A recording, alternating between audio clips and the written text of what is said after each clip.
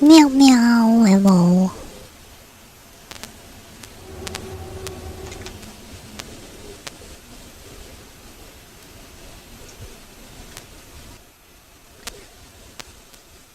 I think I'm gonna do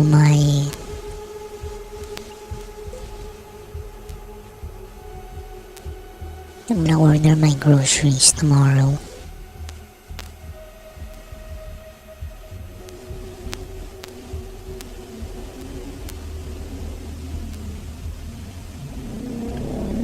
I don't really have much to say today.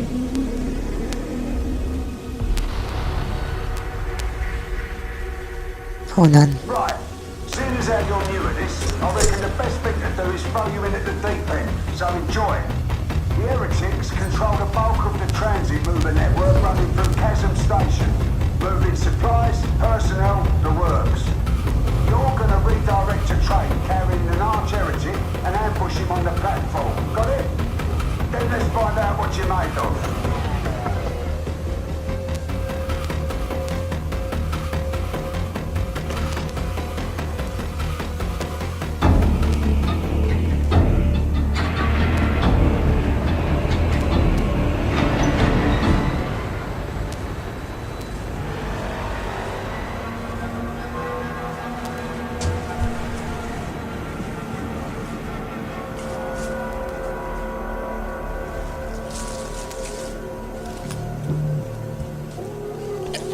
So it's 11 p.m. in the Philippines right now.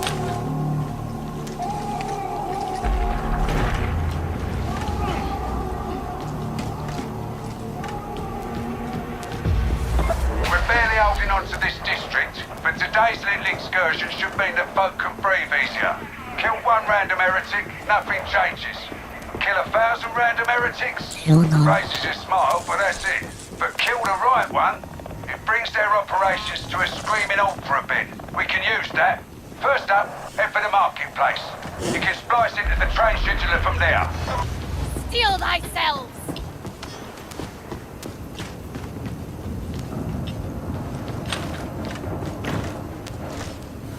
How are you getting along with Sister Pride? Hard to say. She started tallying the penances I've yet to undertake. And? That was a week ago. Keeps running out of ink. We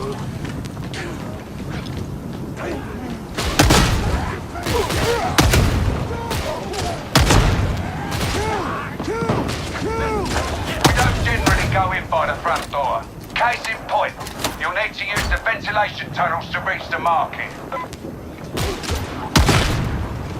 Stick with me, and we'll get through this.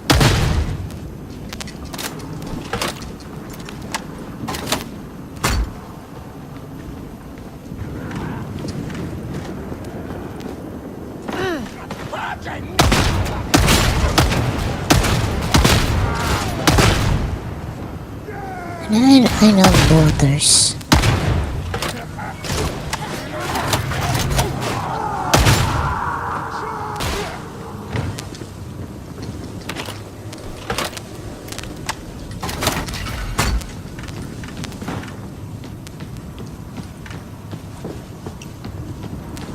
Meow meow, hello.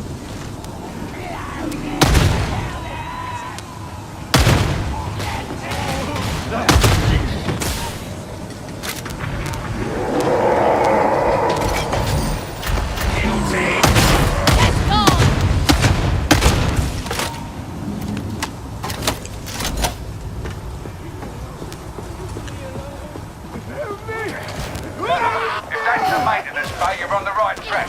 Keep it moving. Work as a team and you'll pull through. Over there!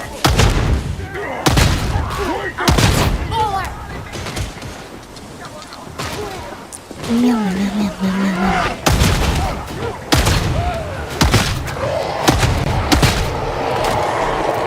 Yeah. They're everywhere! They dug in! Flash them!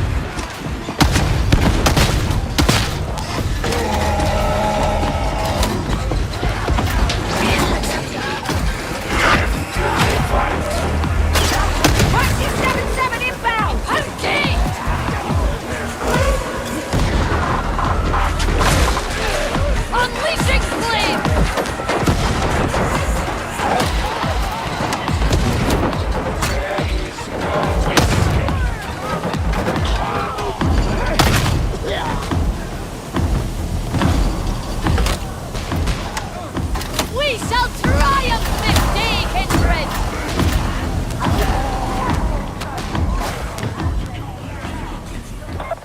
Major airlocks help the hive maintain integrity in the event of a Is it disaster. only I us can't clear you to proceed unless you're all to in position. dodges?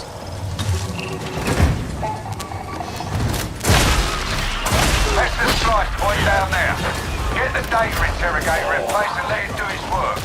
Be warned, they're unreliable and prone to needing restarts. If that happens, one of you work on the fix, the rest watch their back. Got it?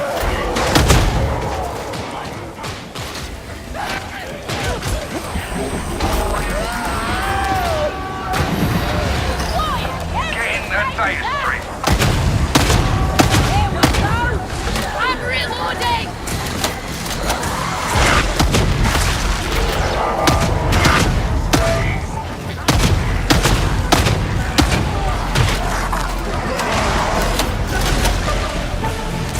Impressive timing. This one is supreme. Yes. Request covering fire. Cover the pocket!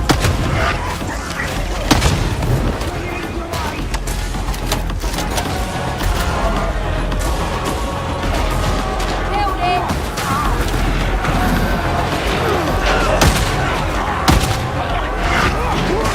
You got it! System 3!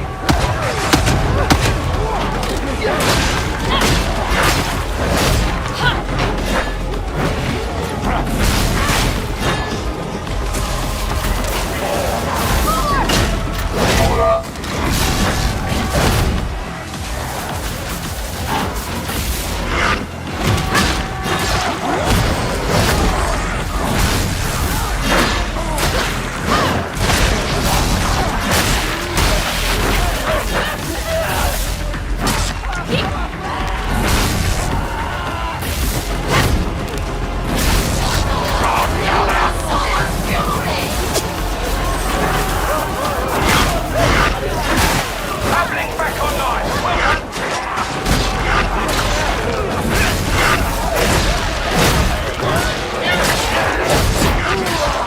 Beauty be my purpose! Red noise! Almost! Hold your position! Registered. Yes. Beauty eradicated.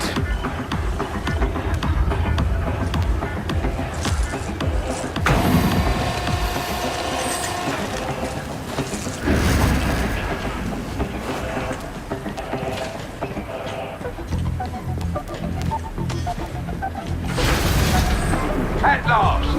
Get the revised schedule uploaded and hope we can make up for lost time. Right, that's the easy part done. Next up, Chasm Terminus and our unlucky arch heretic.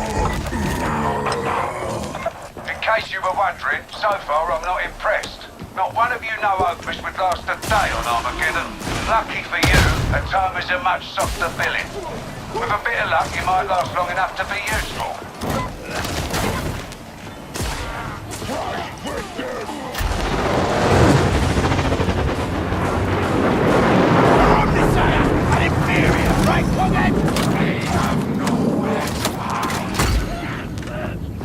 Fear not, kindred, for I am with thee!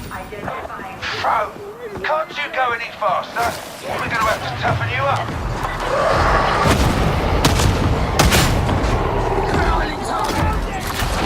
Move into position. Something new.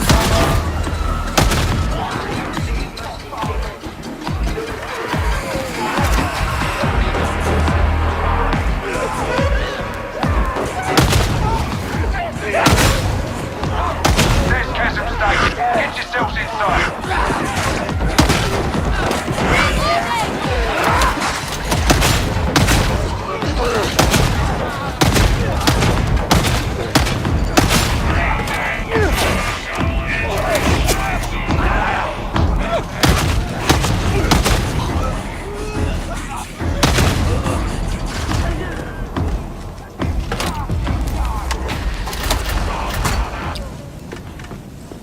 You know, I gotta be honest, I love how Correct path identified. Forget knows how to kill. I love the way that the bolt guns break their bodies.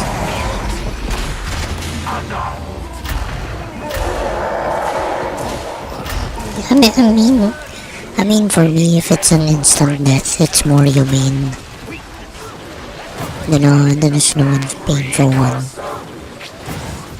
Those who follow the machine god are not. See? Keep going! You're on the wrong side of the station!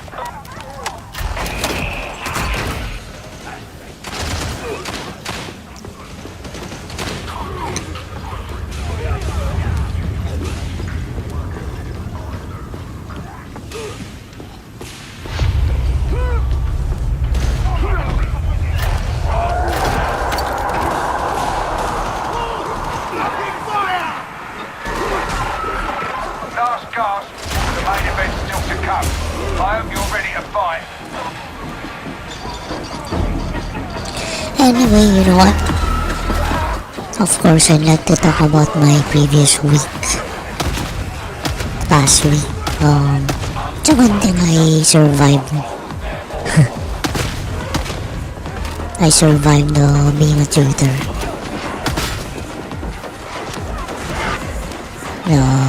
That's the platform elevator. Get down there and end this. I'm really gonna submit my intro video Teamwork, got it? so that I can continue teaching. Glory to the God Emperor! Death to the heretic!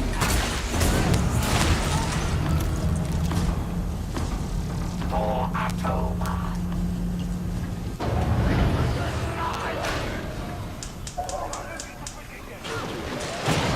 Flamer detected. Apostates! Unbelievers! I come to show you the truth! Ancient redacted time identified. Make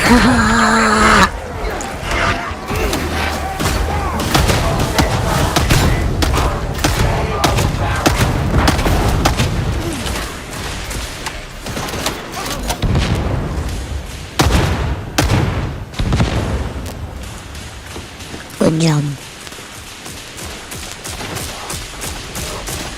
Come here. Do not shoot this one. Immolation grenade! Machine god.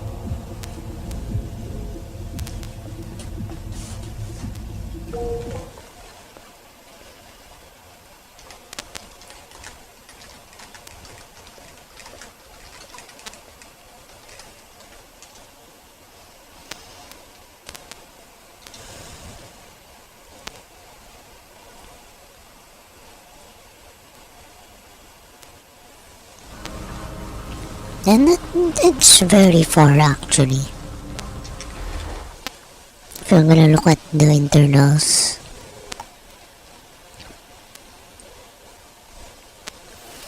I remember that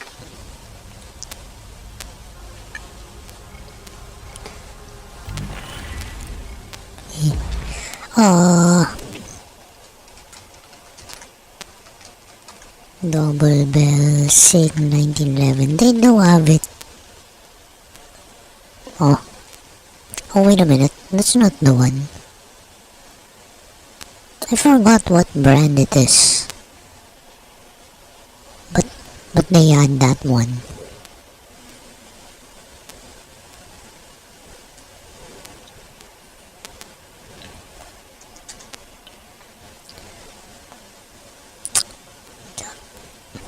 I think they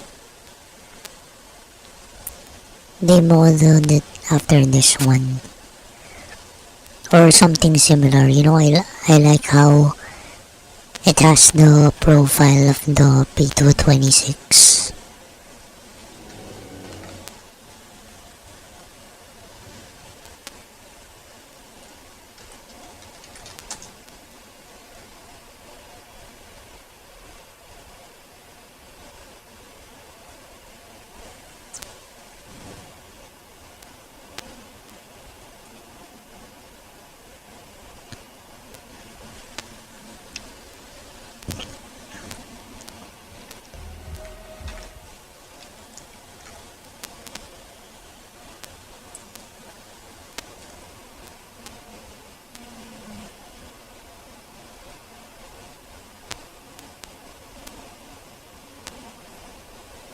Yeah, one more reason, who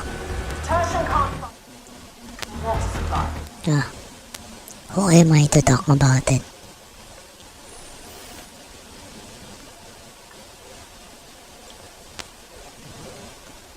Yeah. Who am I to talk about real ones?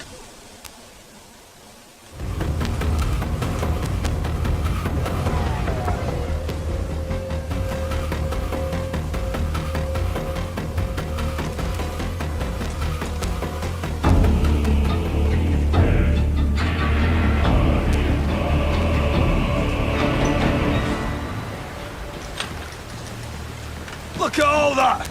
Industrious place, ain't it? This is as close to the port as the torrent gets. Everyone else goes in the drink. No, let's go from here. Make for the Ragged King's court. You can reach the streets from there. What was the unit? Pretend you're soldiers!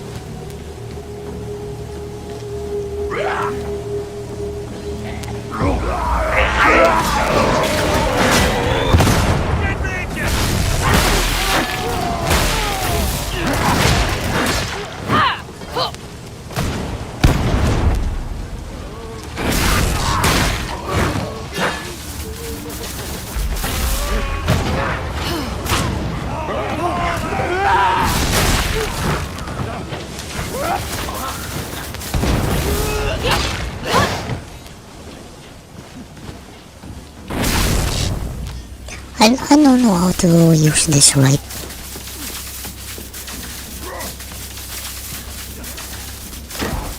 I think I can charge it up like that. Oh, so I can hold this until it heats up. Keep a covered post alive! Hope! Hope is worthless!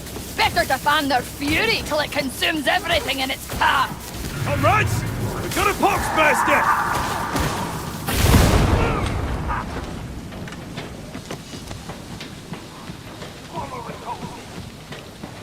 Head down!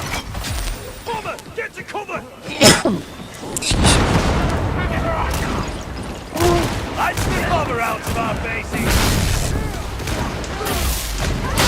Keep going! Let's make tomorrow proud! A pity the Ragged King's court is still standing. Traitor flamer!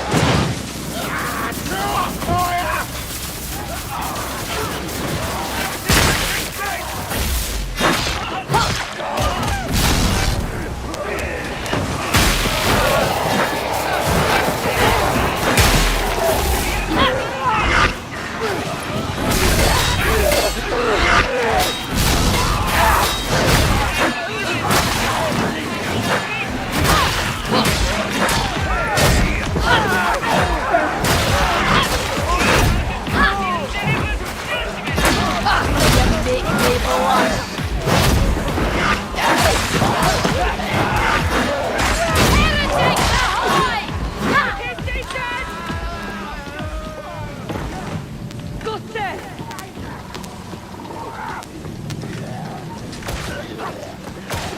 You're a fine soldier, for the most part. What's that supposed to mean? Ye should praise the God Emperor more. 'Tis because of him that victory is possible. I pray. I do. I'll have the breath for it.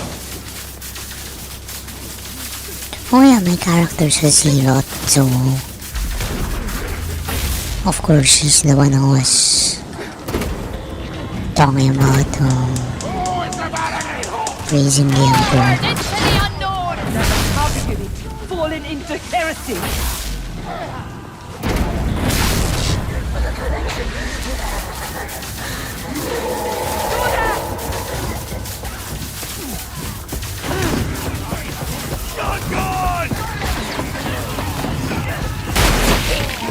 I wonder what's gonna happen if I just allow this to overheat. Merciful death for one so twisted. I'm very curious. Maybe I'll allow it to overheat.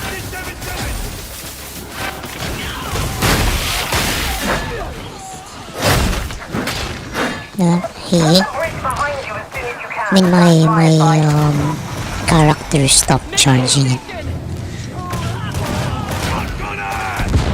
Ha! Medipack down. Watch the shadows! Could there be anything out there? Where do we go? Ready crowd control!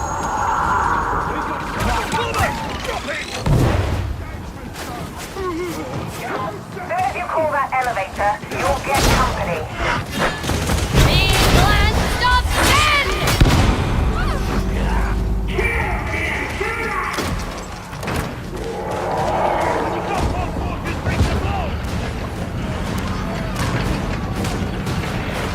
Such skill! Such vigor! I am in awe, veteran!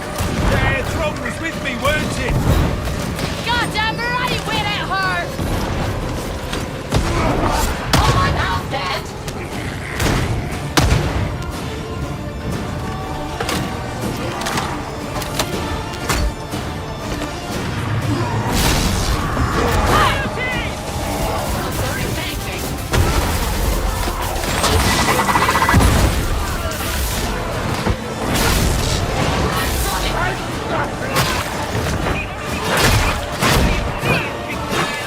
And I don't really almost charge it up. Hey, Kindred! No matter the odds!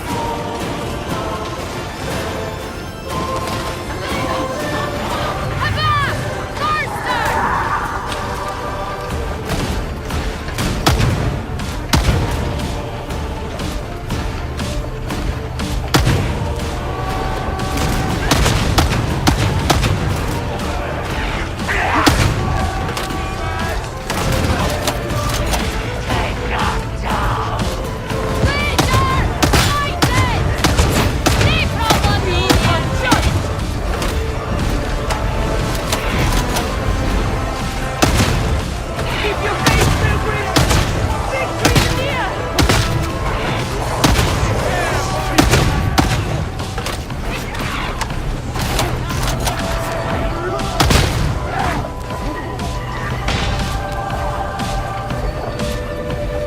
Looks like you're safe to proceed to the bazaar.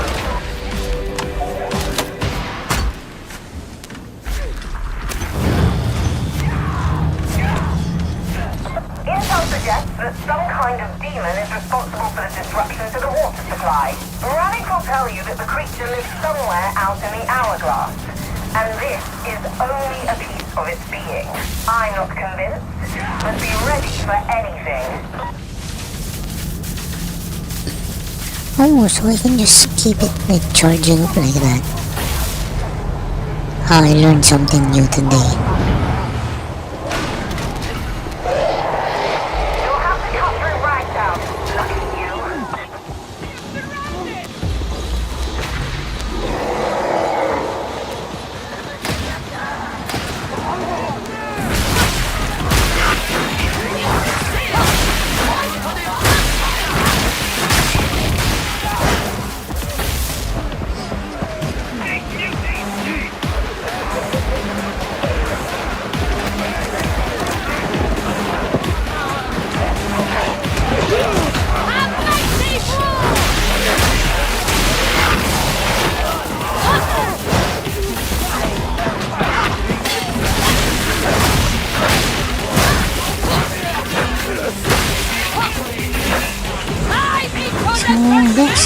And that's what I learned today.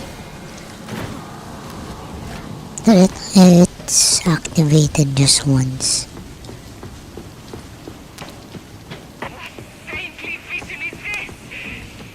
I thought I had to keep on powering it up like the chain weapons.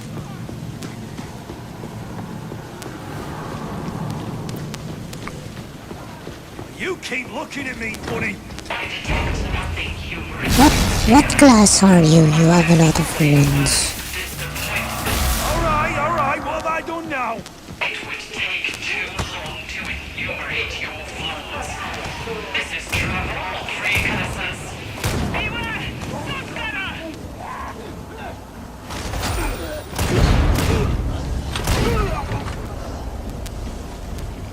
Got us a switch!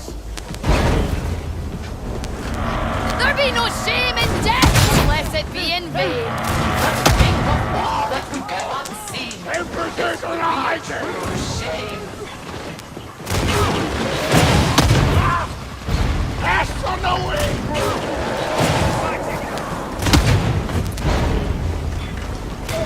Six! Watch the flame!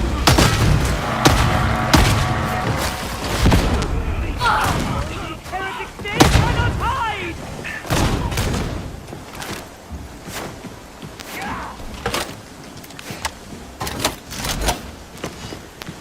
With me, pilgrims! Our way lies in darkness!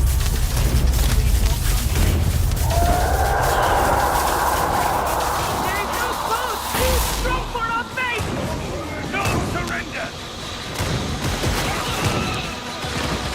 Destroy that gunner! The silence just grew back. Better get ready.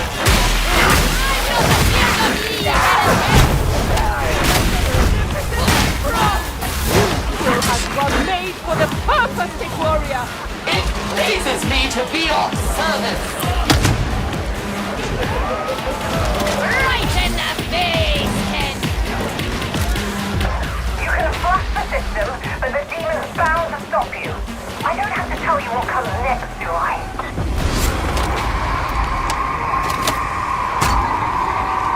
Someone call for a window.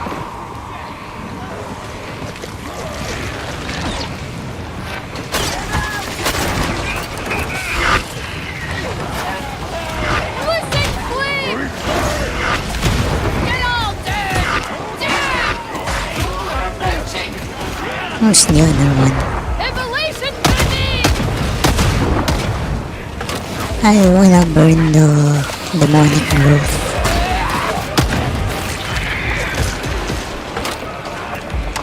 Why is it still alive?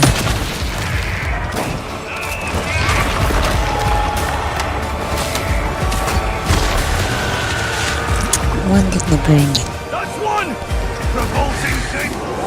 Anyone you think enough, find the others.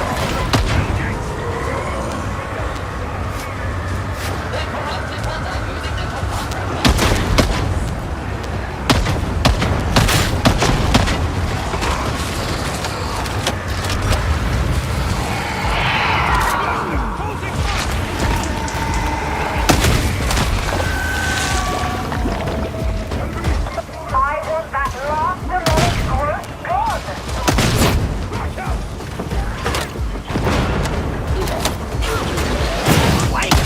Scab roasted!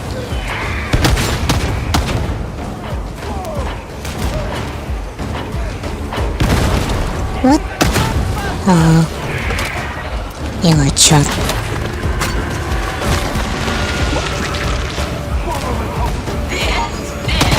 Bomber's gone, my kindred!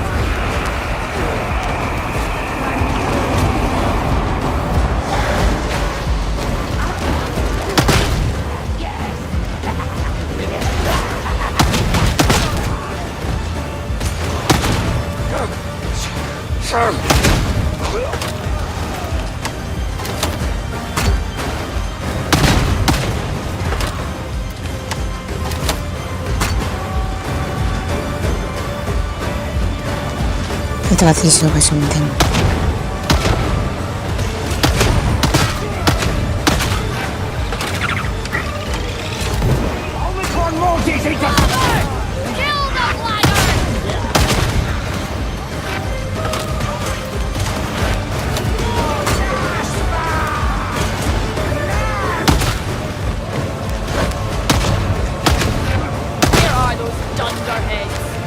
Nik Efficiency, rejoin us.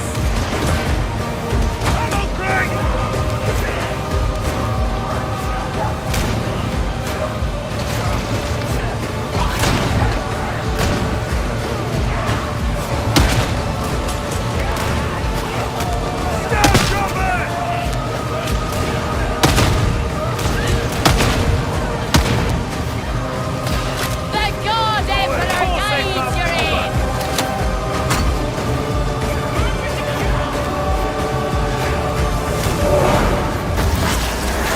The demon didn't fancy messing with you.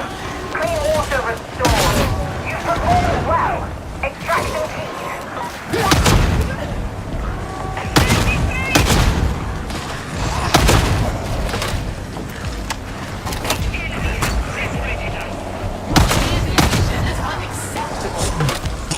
You see the maggots. They're full of maggots.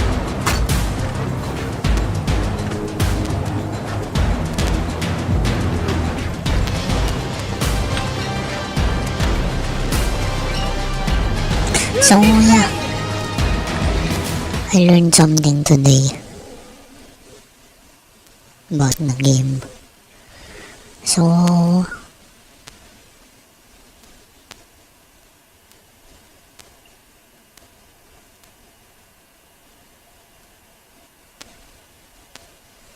anyway, for work, I don't know if I wanna like add an external monitor to my work laptop. I mean my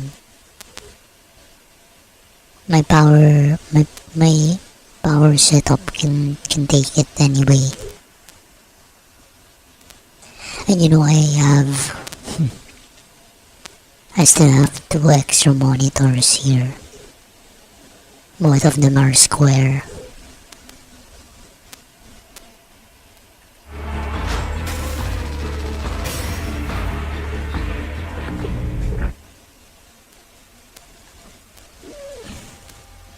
I'm really happy that I got that laptop last year. You know, to replace my own one. And then, if you guys remember, it didn't really work well back in November. So I just kept it in storage for a long time. And then when the time came that I wanted to work from home, yeah, it came in handy, very handy. Wow. So I kinda feel like it's part of God's plan, you know. Maybe.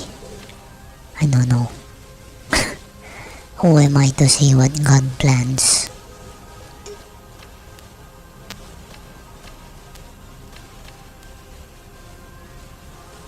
What God's plans are.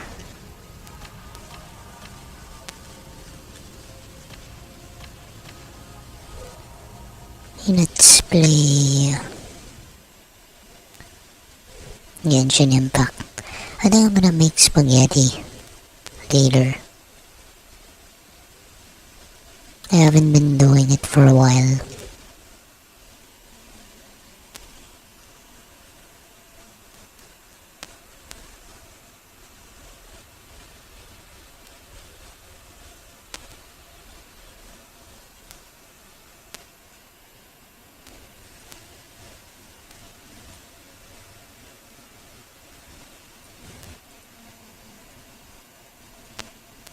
And instead of Genshin Impact, maybe I can just play like Counter-Strike, Dota 2.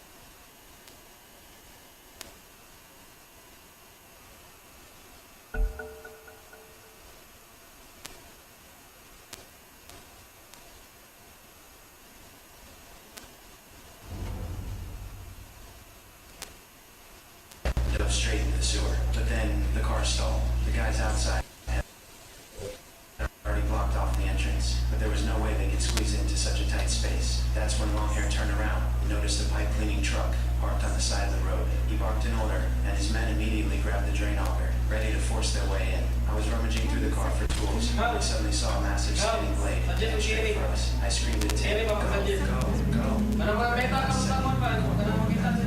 Tim floored it, tearing down the pipe as fast as he could. With long hair screaming at his guys to speed it up, the auger kept spinning faster and faster. Out of nowhere, a huge wad of toilet paper plastered itself across the entire windshield. The car spun a full 360 before finally flinging the paper off. But then Tim looked ahead and his face went the tunnels. Oh great, the blade was already chewing into the back of the car. I slammed the shrink. Even at the smallest size, the car still couldn't fit through the gaps in the grate. A split second before would have crashed right into it. Tim hit the handbrake, pulled off a desperate drift, barely dodging the blade. Tim drove straight upward. A beam of light hit us from above. The next second, Ikaw, basa gahi. thankfully the car was fully waterproof. Kana tayo ni unta. Para mo mujita ba? Finally and clear, you heard a voice. Allah, The lid was lifted off. sama ni. We looked up and absolutely Tayo ni na, sige. This guy was watering over, bare butt right above us, sitting down in the shack. Kani ko, para na tayo hit. And slowly pressed the button. The instant Nerobyan or terror. the car shrank down. You feel the difference between it. Ha? Mao po gani mag short range pa ko nga ano eh, short range sa tanan no? Oo. Kanina ko. Sige.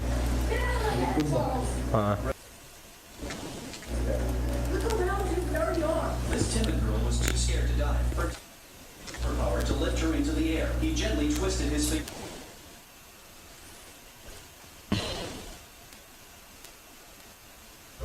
Taba, yung mic mo Dark Dopey, live on YouTube by Tagalog ako. Sana all. Dito ka na mapay mo sa amin.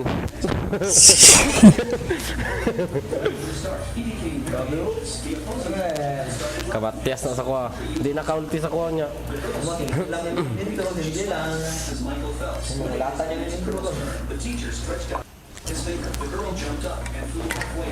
Kalami sa tubig mong dalagaw.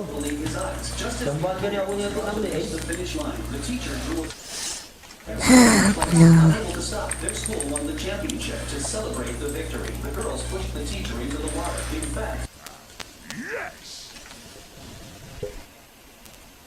from the ghastly inn, I can see to the ends of How the about world. my- And from this vantage point, I declare with utter certainty that this one is in the bag.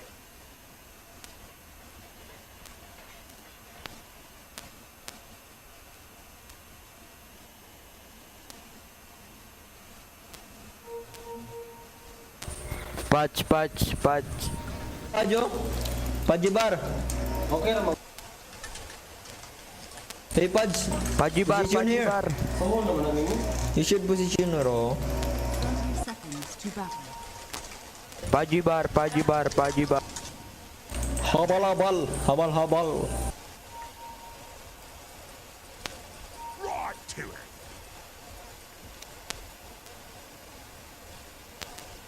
GG.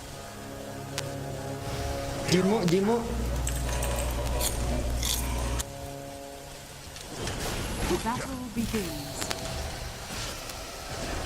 Bye, motherfucker.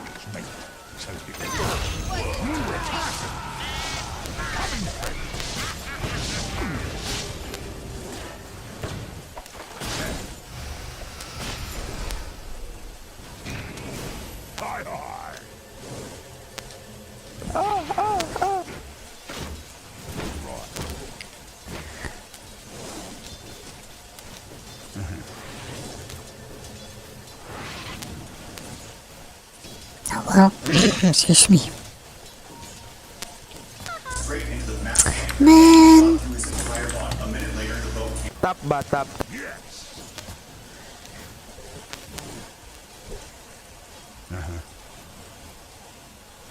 I'm gonna mute them because their mic is always on.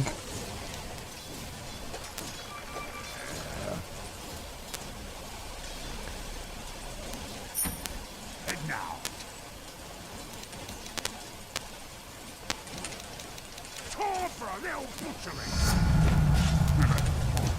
Nice now. Fresh chops. Smacking. Yes.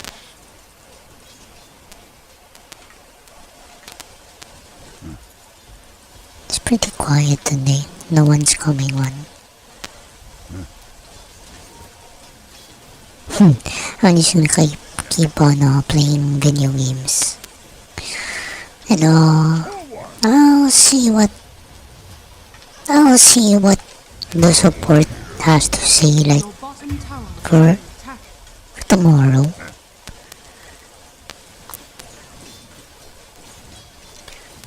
You know.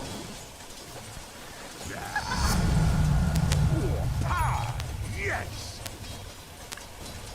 Right.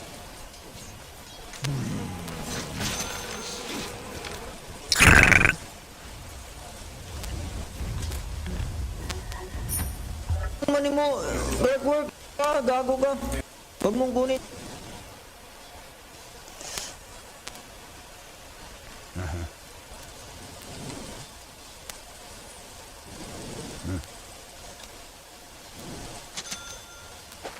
Yes.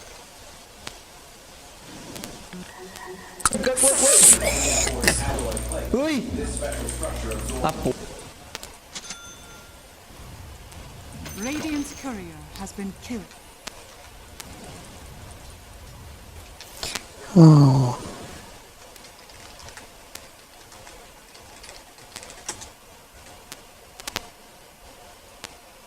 I mean, Bolter.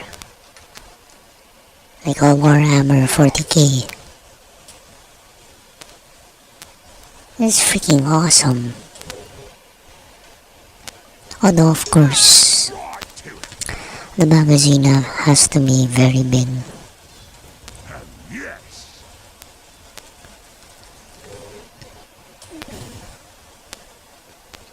Freaking awesome, yo.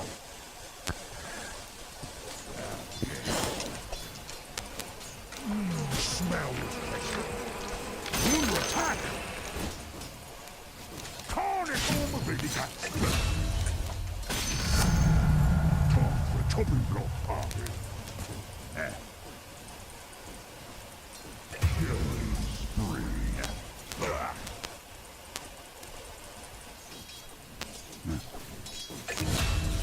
Nice, nice. Lightning. Hi, hi. Pull lang ako ha, pull. Chop, chop. Oops, what's happening?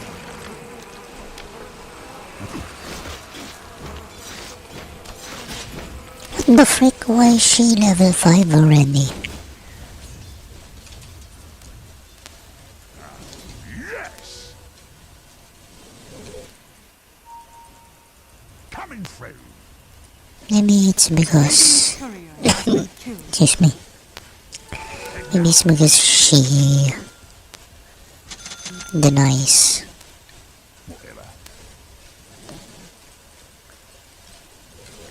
Forward. Ah. Yeah. Right.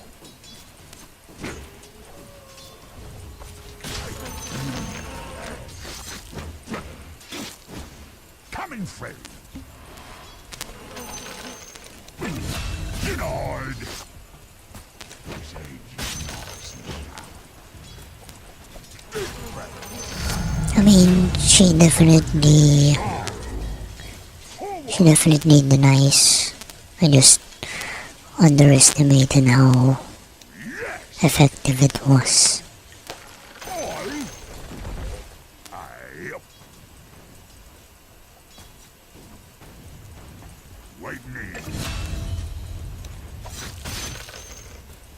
Wala akong mana. Oh.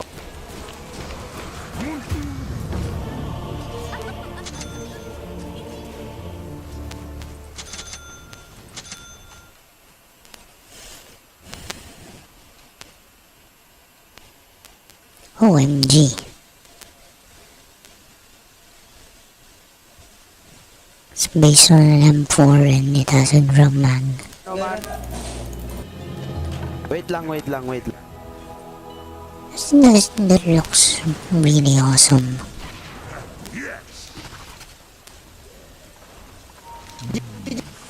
Nice one.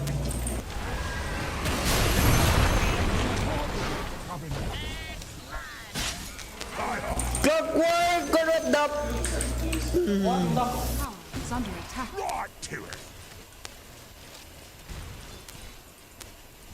Here I come. Skin me for that. Whatever. And now.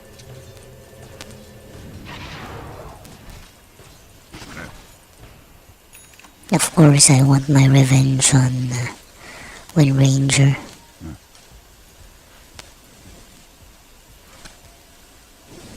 Got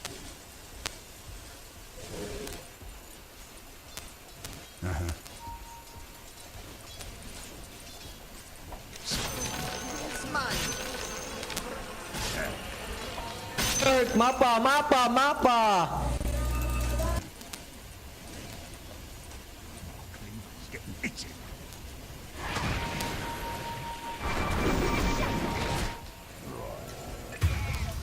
Frick. I was gonna respond. The top.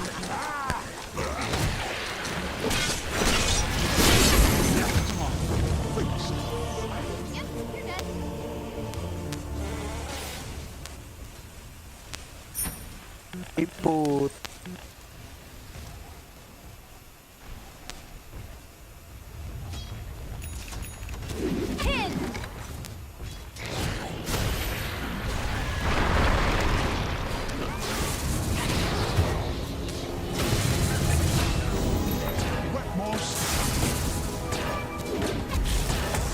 Skyrat diri oh, mapa ba Skyrat?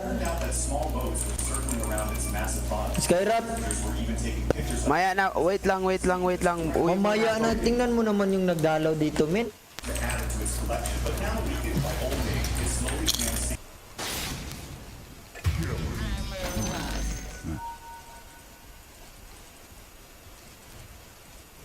No mana ako. No. Right to it.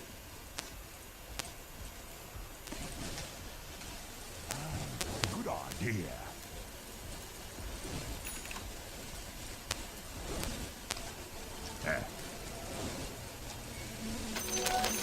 Lovely. Yes.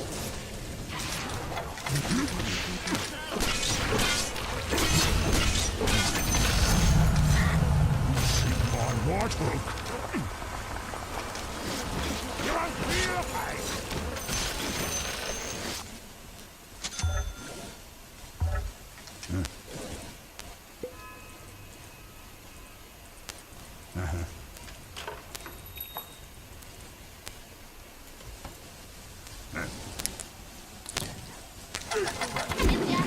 Oh, frick.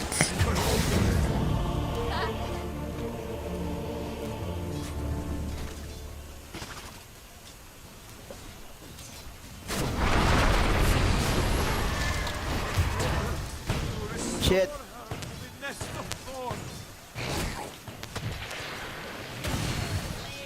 Your middle tower is under attack.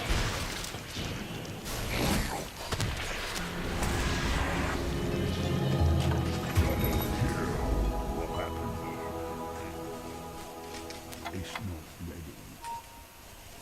I'm not ready yet. Your middle tower is under Yes, sir. attack. Bloody time. Get over it. Your middle tower is under attack.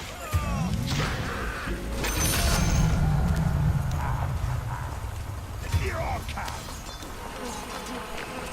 Meow, meow, meow, meow, meow. You got it. Right.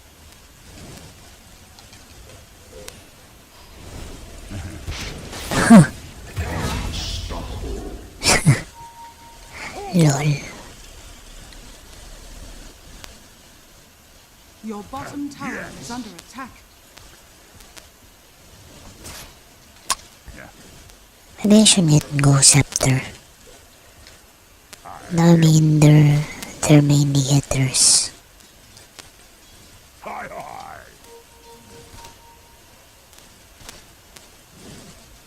Coming through. Hey, mapawi! Clockwork! Your top tower is under attack. Muklit ka buta kang buhanga ka. Sometimes I suck.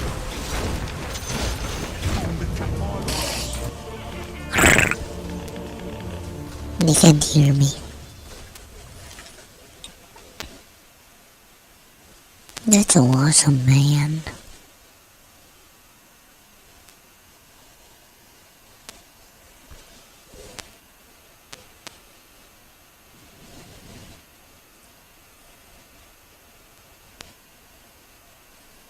No, that one. Maybe make the iconography like brass or gold to make it stand out.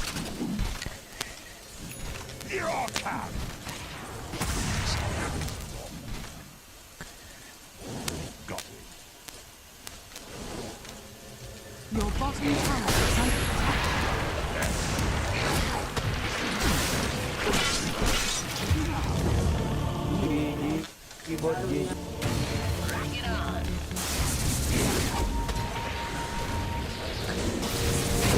Ba't kinulong yung sarili?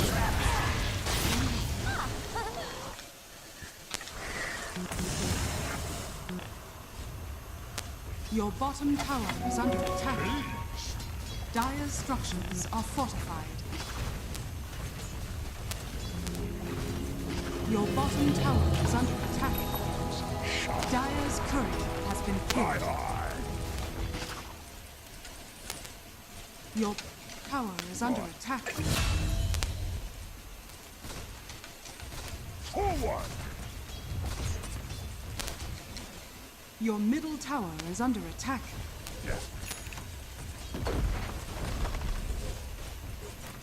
Yes.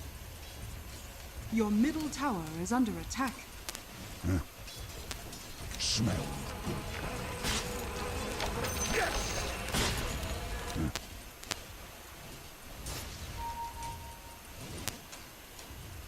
Head now.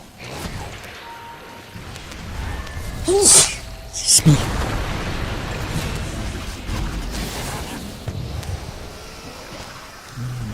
Feel your love.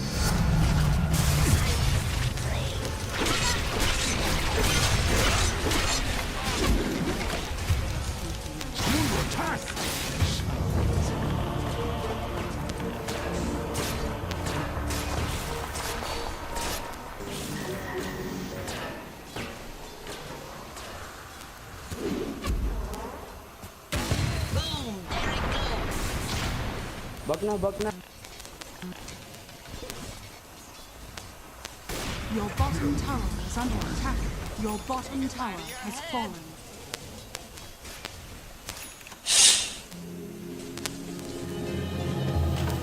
Chin chopper, chin chopper. I think I gotta contact or support. Your middle tower is under attack. Dire's structures are fortified. Your middle tower is under attack. Mine.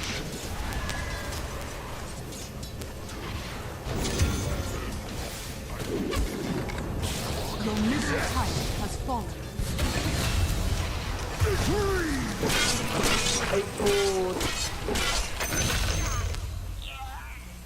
Tarong nga po nagigo po.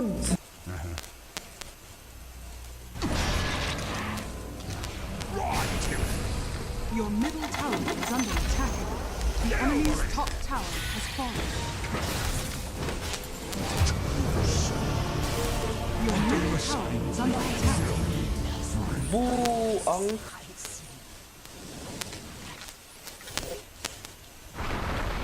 Your middle tower is under attack. Radiant structures are fortified. Your middle tower is under attack. Ang meat, oh, ang meat. Meat, ang meat.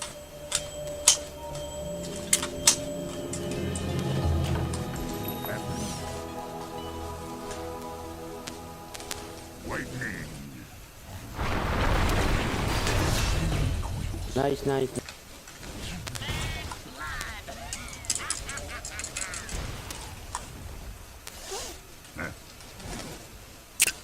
Meow, meow, meow. Forward!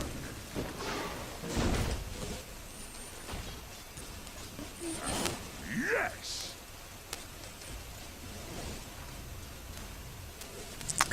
You know, I wonder if I Tap.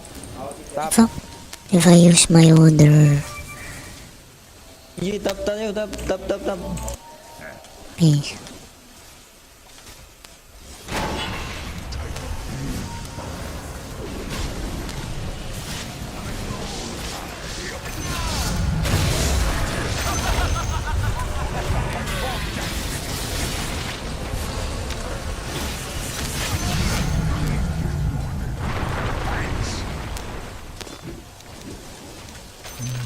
That was very good.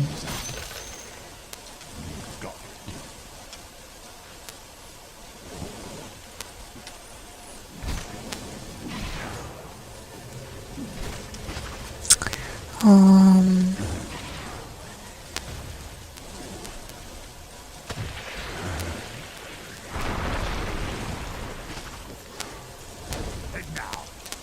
G.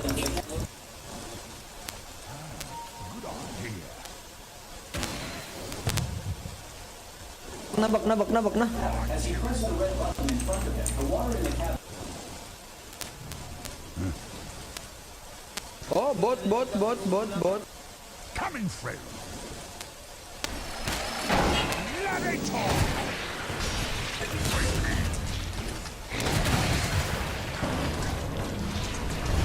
Here I come!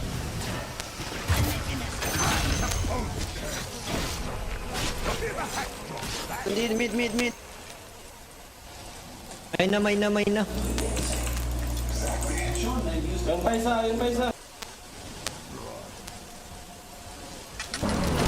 Follow big guy.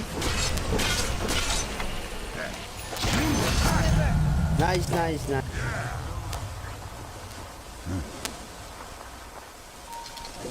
it's a good thing my team are very good. Right to it!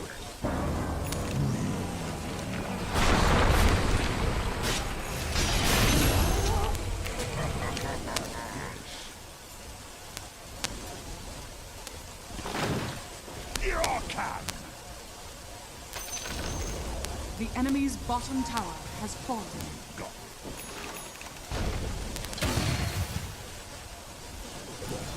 Good idea. I kinda want the Ghost Scepter, especially for Focus Fire and Juggernaut's ultimate. But I don't know. Maybe Shadow Blade instead, no? Cut to the chase!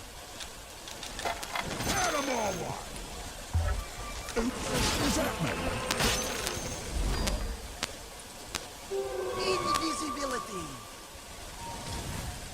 Hi!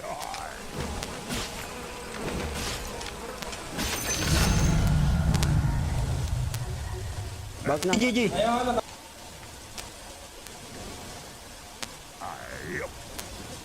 Smell.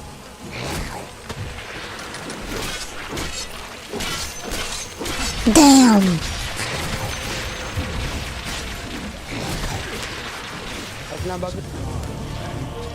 Bag na.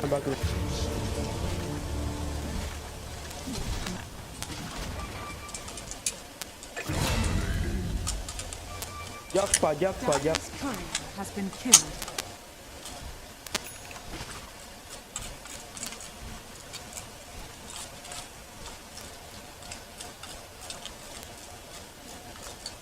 Your top tower is under attack.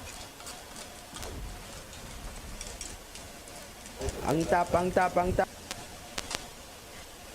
Your top tower is under attack. Ang tap. Dire's structures are fortified. Your top tower is under attack. Yes. Your top tower has fallen.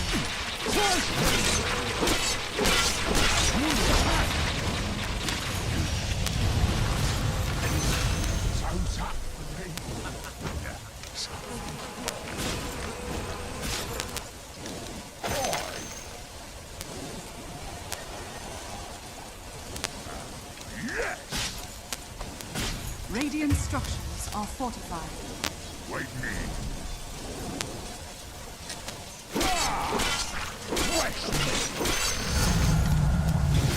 It has to be button. It's mine. Yes. Regen pads. Coming through. Baton. And yes.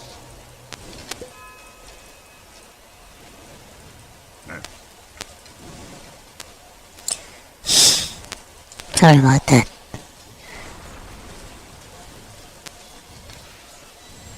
Bloody creep.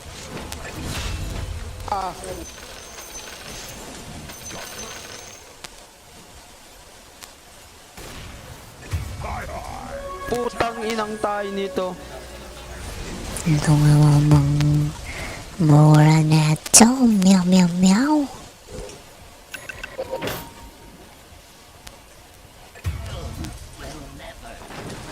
Putang inang tayo ni tinapon ako.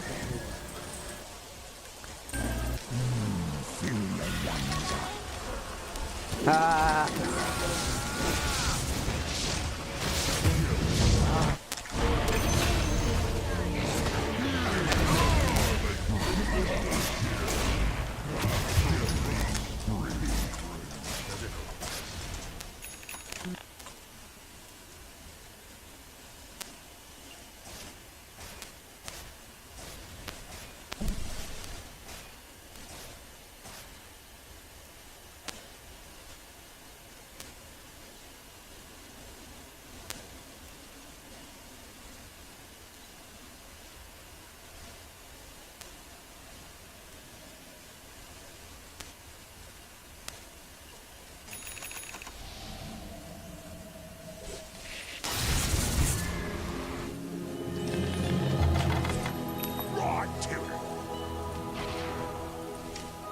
Relentless. Lovely. Hey, plant. Wait lang. Anong nangyay mo ah? Good idea.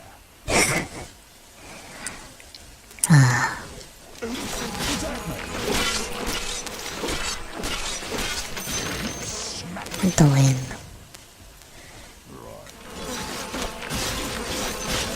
Ay, sorry. Akala ko.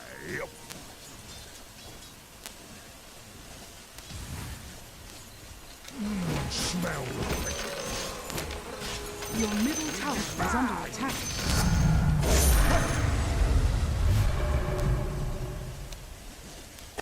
Ay! Forward. Ay, saan yun, boy? Matuto ka sa sunod dun, boy. At... Right.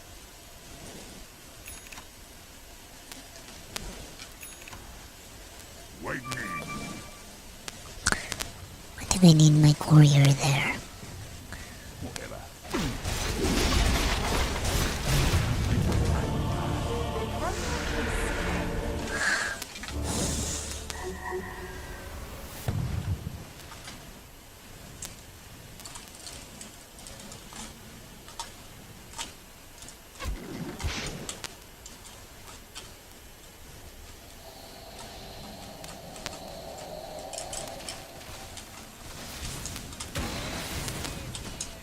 GG.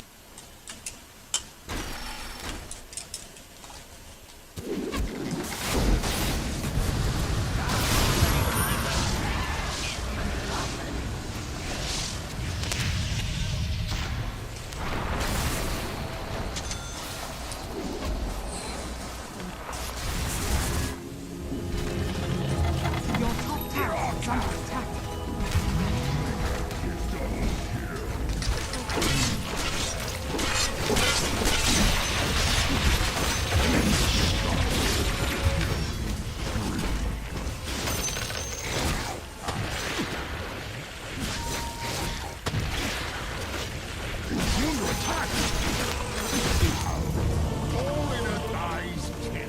Dire structures are fortified.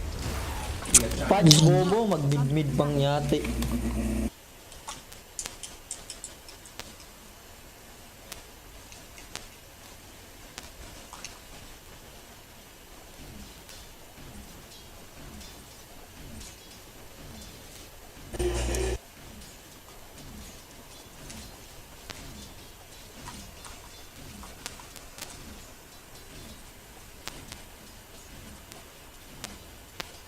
Your middle tower is under attack.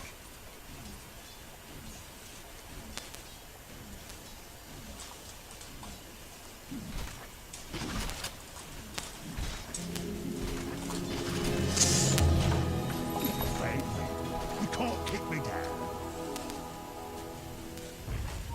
Your top tower is under attack.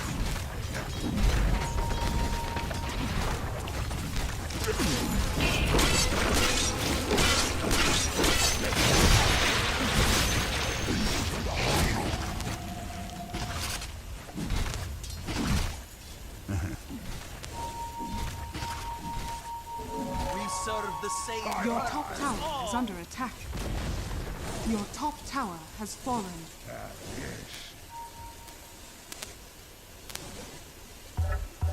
Lightning.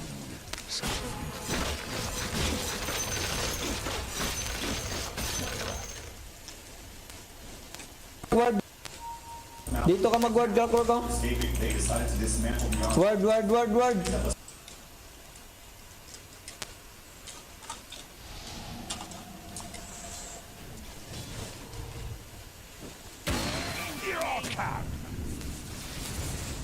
Ang top o, top, top. Forward. Di tayo, top, top.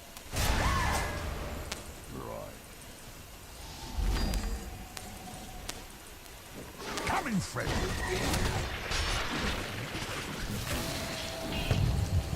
Right to it.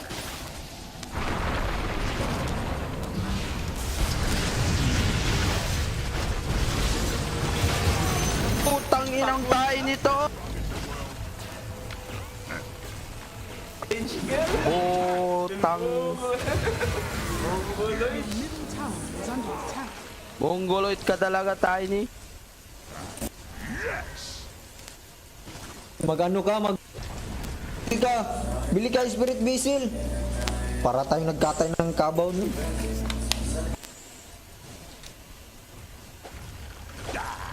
Huwag mo itapon tayo ni puta ka. Tutos talaga kita, tangina mo. Pag ganyan nilaro mo ah. Oh, feed ka na boy. Isa yan. Skyrat. Your top tower is under attack. Nag-stress ka le. Your middle tower is under attack. Your middle tower has fallen.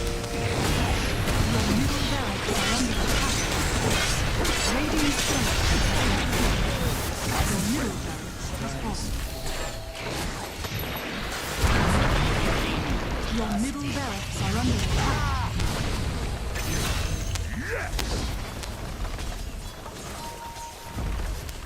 Your middle barracks has fallen. Your top barracks has fallen.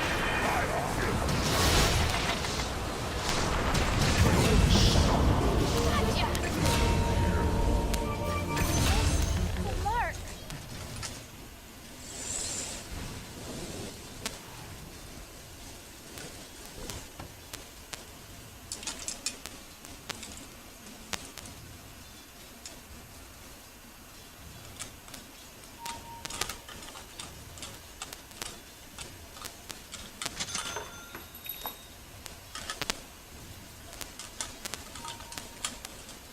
Di. Double damage!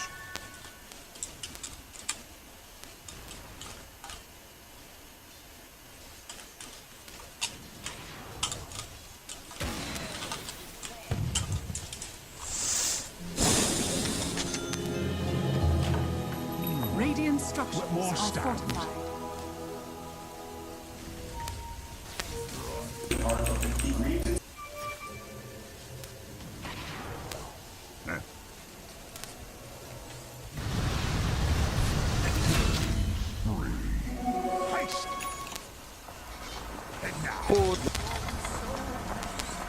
Wag na. Ay, nako, pag bili ka nga ng Spirit Vessel, report kita ngayon. Kika.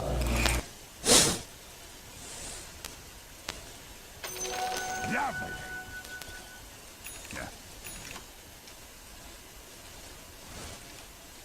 You've got it.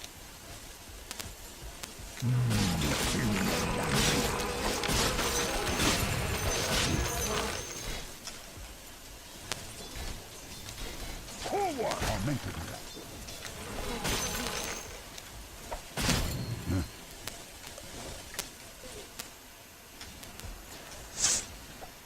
Roshan has fallen to the Radiant. Immortality! Bring the sword to the lambs!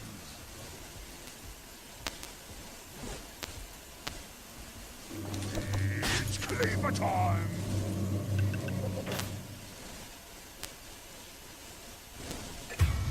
Inside!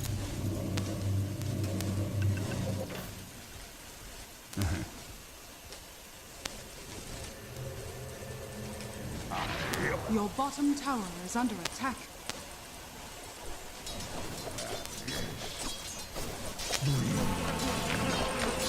Tigas-tagal ang ulo ng Skyrat na to. Grabe ng Spirit Vessel. Item ka Spirit Vessel! Pang Vessel back, boy. Ginig ka ba, boy?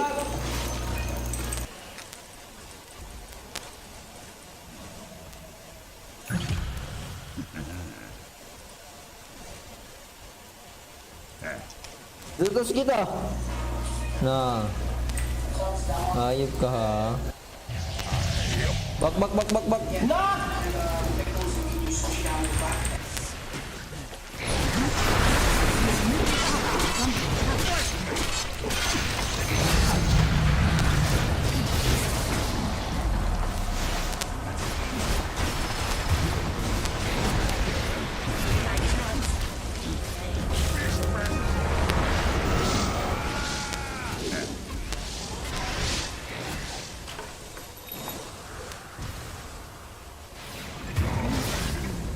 Triple kill!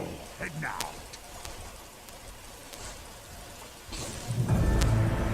Bye-bye! Your bottom tower. Paj bobo. Mag-mid pang yawan. Oh! Your bottom tower. Passive lead mill. Ay, itong buwangan na yun. Bubuaw. Patay nung tatlong Dorbin, no? Your bottom tower is under attack. Yes!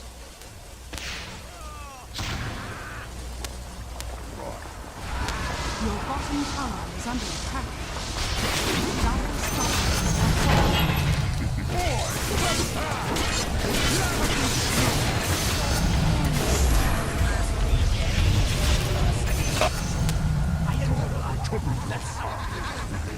Your bottom tower has fallen. Keep it on. Here I come!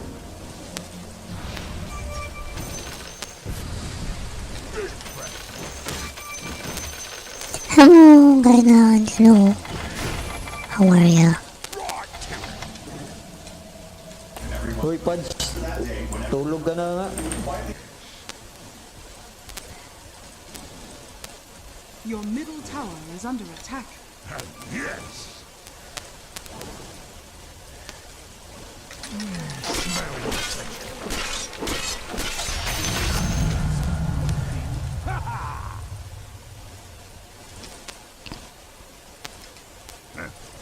Excuse me.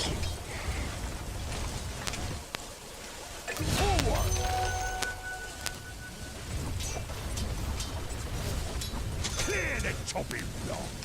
Your middle tower Don't worry, is yeah. under attack.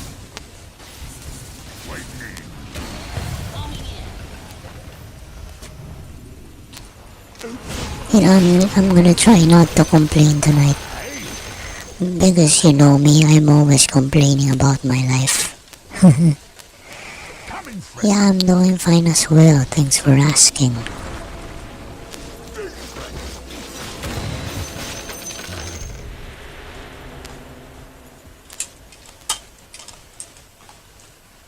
Although, you know, earlier I think I was already complaining. Mid push na. Go, go.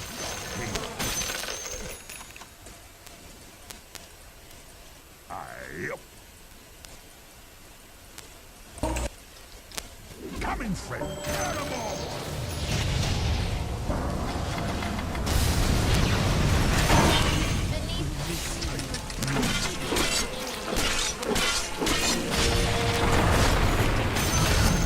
Nice, nice. Serve you right. Hit na ka mo. Na ka mo.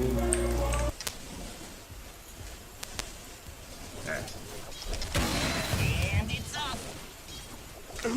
What's that mean?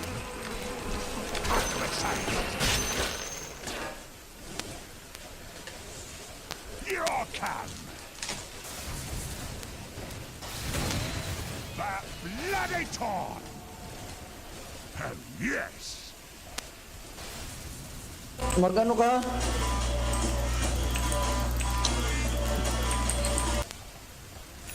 Forward. Radiant structures are fortified. Right. Waiting. Trap, spirit vessel ka. Right to it. Yeah. Hi, hi. Head now. Bot.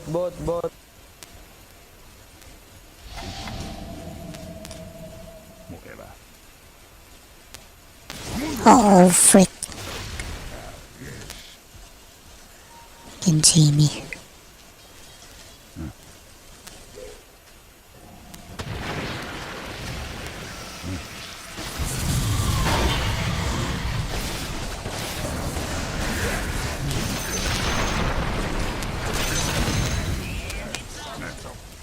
Oh, slaughter live. Right. I think like I want to do a long stream today. Because I think I didn't get to stream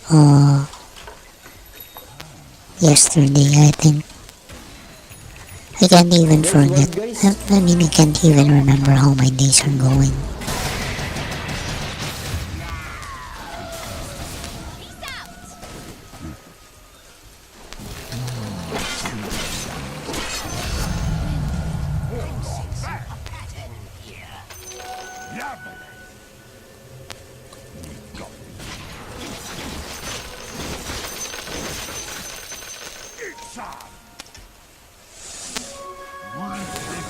Trying to get the heart.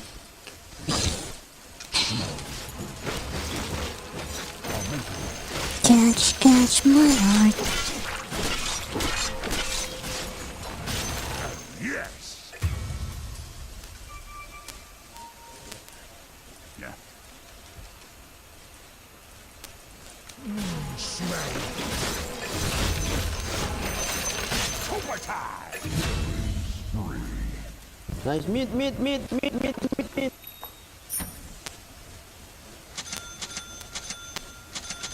Hell yeah. Meat na kayo, meat na. Right to it. Getting itchy. Radiant structures are fortified. You won't feel the pain.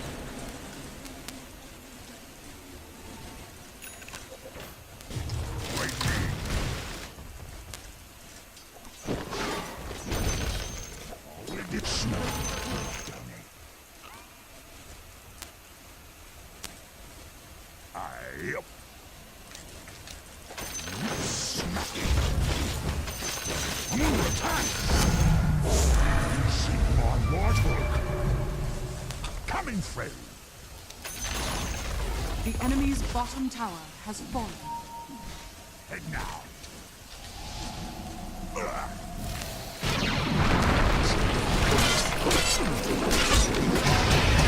Frick.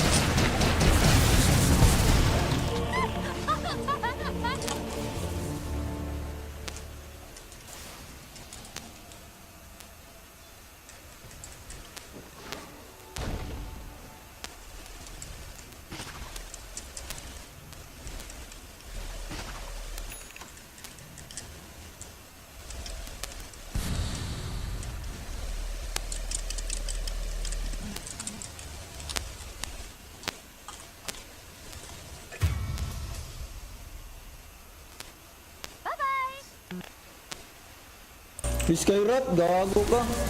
Sabi ng Sil, ang tigas ng ulo mo, men. Report talaga kita ngayon. Back, clockwork.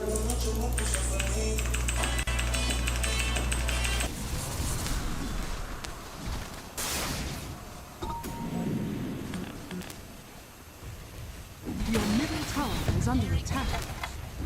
Dire structures are fortified.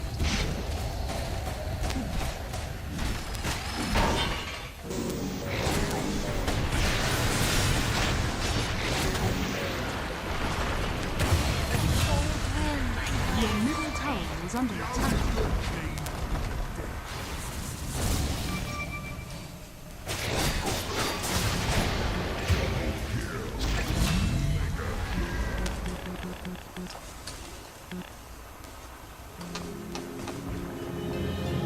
Your middle tower is under attack.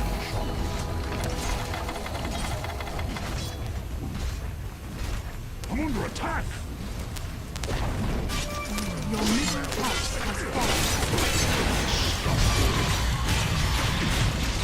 Your bottom tower has fallen.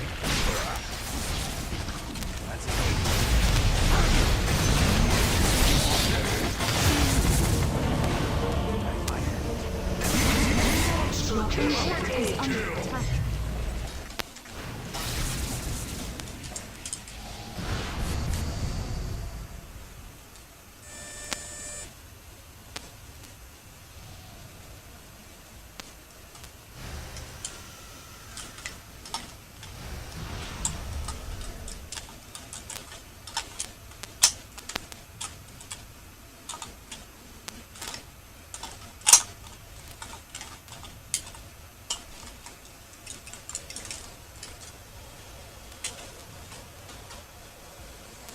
Man, I really want a short P-man for my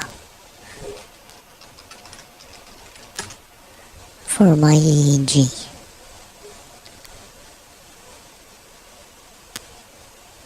Don't we have them?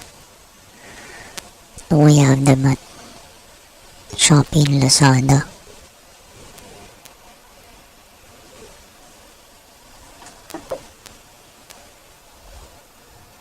I mean, I don't wanna have to order from like eHobby Asia or like eVic.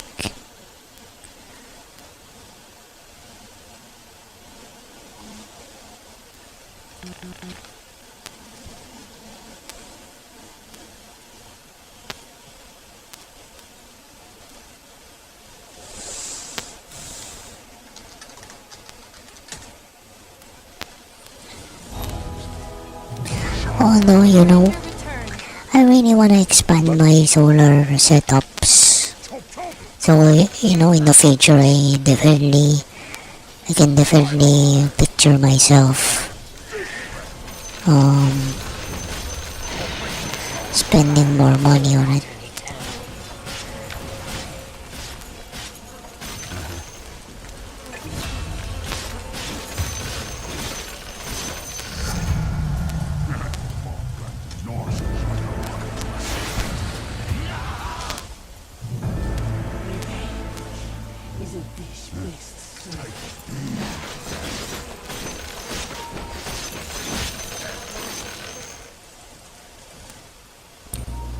Hala, nag-farm pa ka, buang man ka, oy.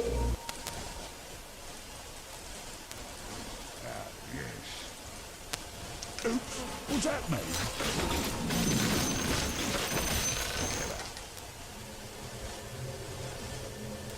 Your bottom barracks are under attack.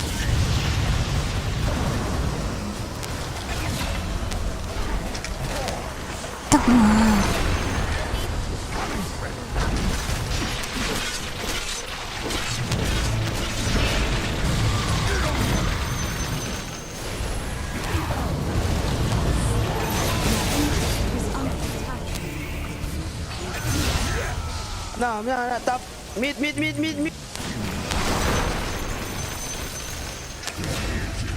na.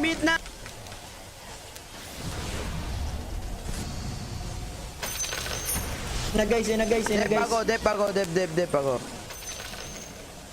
Gago ka. Huwag ka na mag-dip. May TP ka naman. Hi. Uy, Skyrat, tigas talaga ng ulo mo, men. Oh, may doorbell. Kaya rin ko, doorbell ko.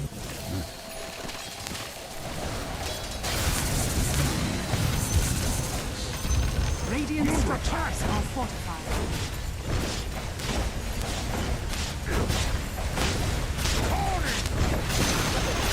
The enemy's middle tower has fallen. The enemy's middle barracks has fallen.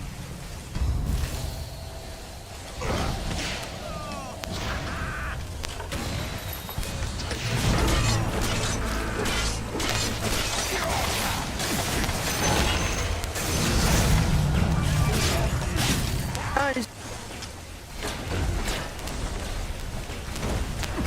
Radiant structures are fortified.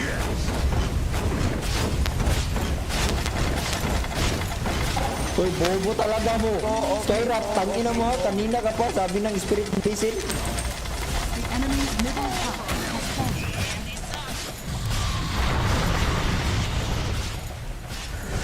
Dire victory. Hello, good morning, man. Good morning. Report pa rin kita. Gago ka, Skyrat.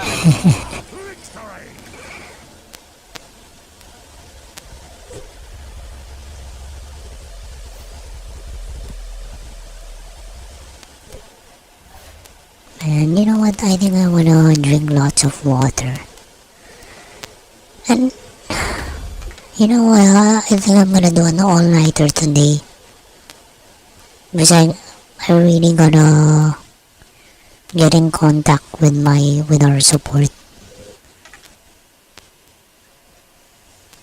I'm actually not yet cleared to go ahead with teaching.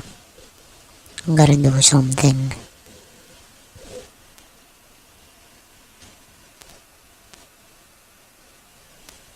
And that's kinda why I just slept all day. I slept all day this Sunday. Because I got lots to do later.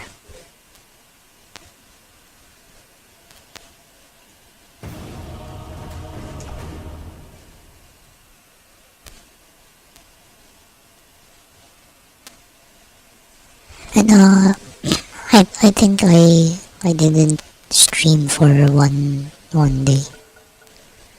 And I streamed like I don't even remember. You know, for YouTube.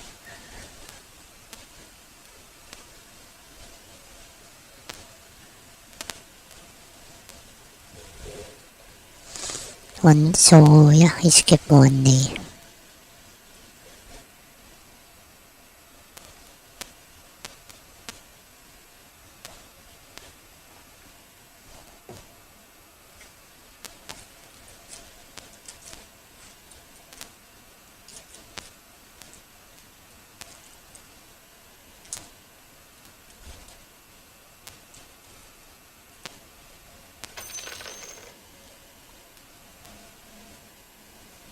Seconds remaining.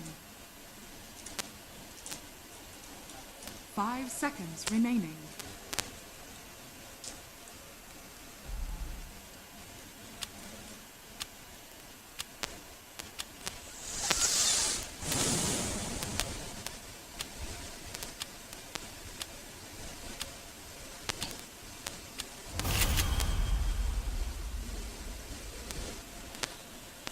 Hold on, I'm gonna get some water.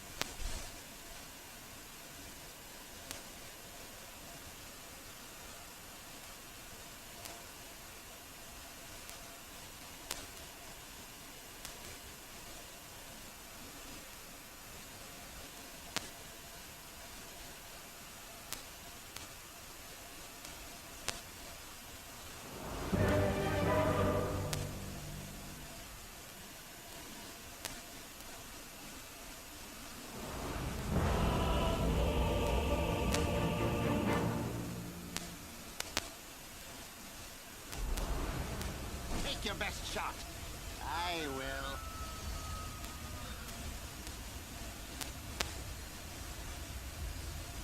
Prepare for battle.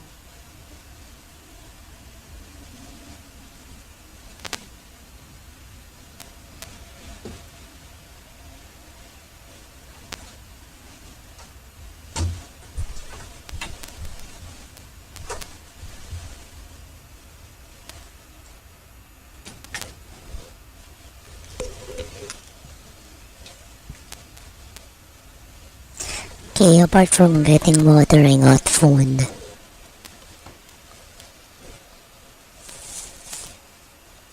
I'm eating leftover kare-kare.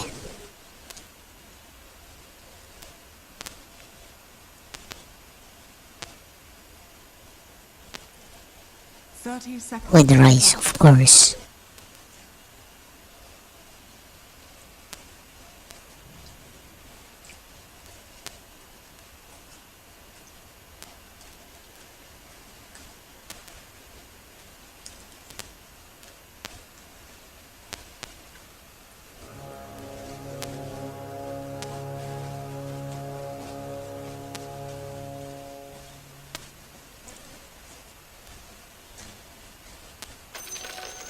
Time for target practice.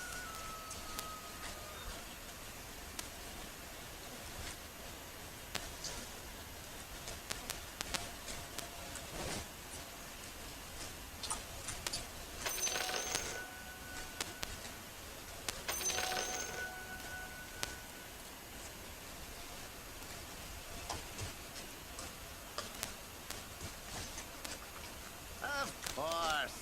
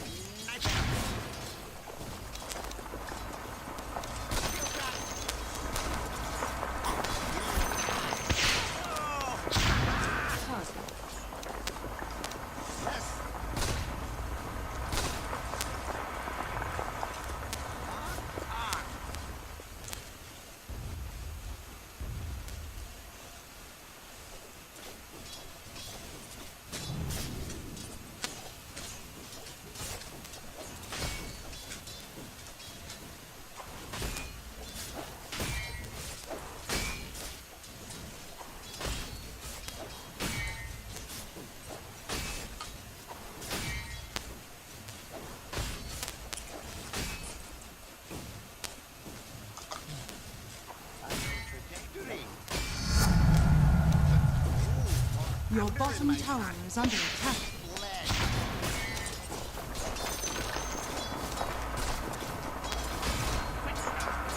Your bottom tower is under attack.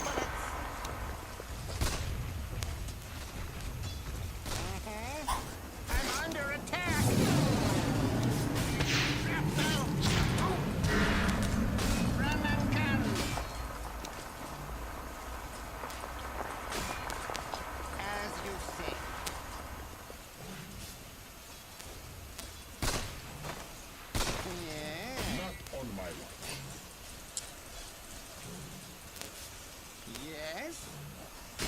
Yeah, right now I'm eating it. Yes.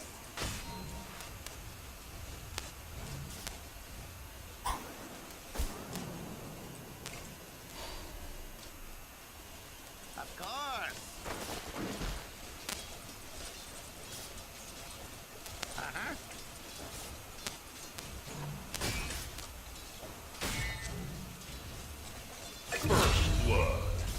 First blood. The Wind Ranger gets there first. Uh-huh.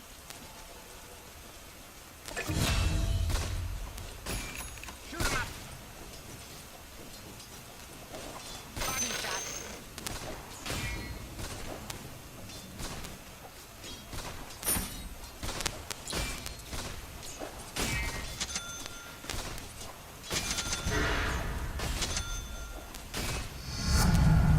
Higher caliber. Let's have a go at it.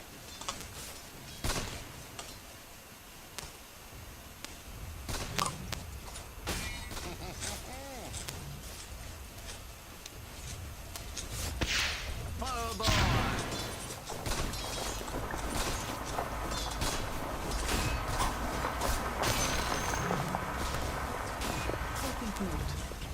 Trick shot. My spotter guides me.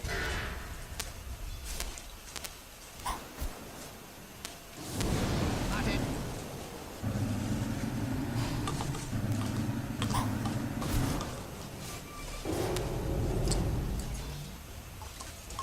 Your bottom tower is under attack.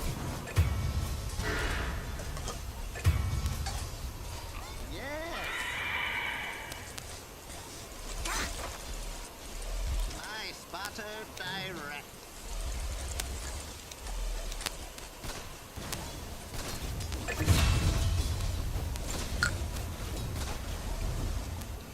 Going ballistic.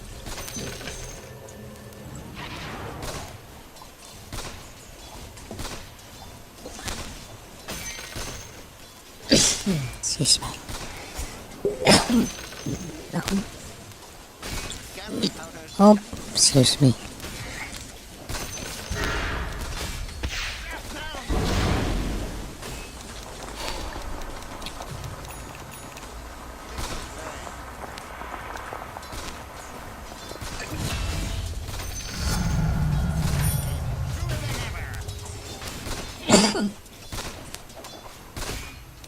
Line of sight.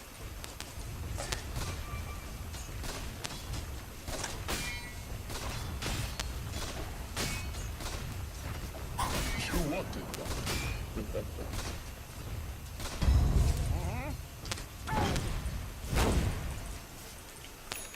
Uh-huh.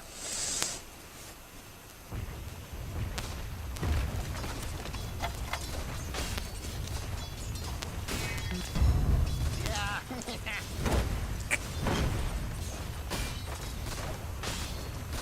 Snake hunt. Into the breach. Uh-huh. Yes.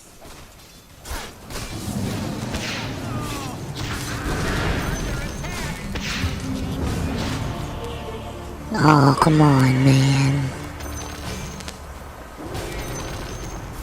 Your middle tower is under attack. Missing middle.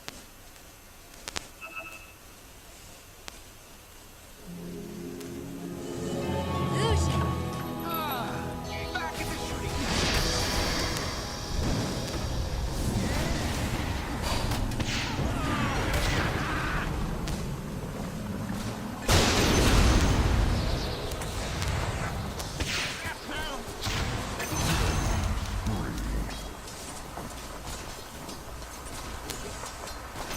Take this.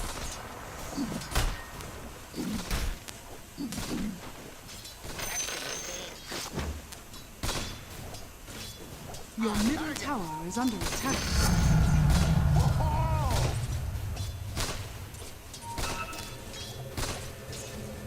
Your is under attack.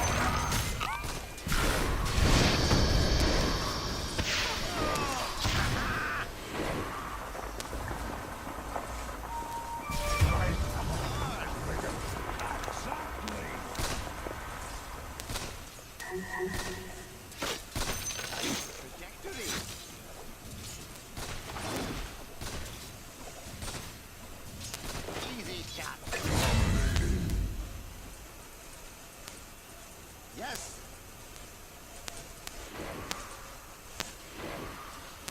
Spot on.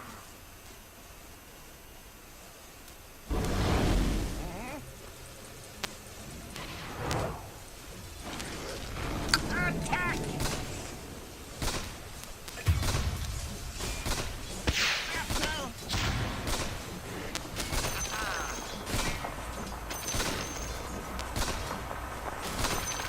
Your bottom tower is under attack.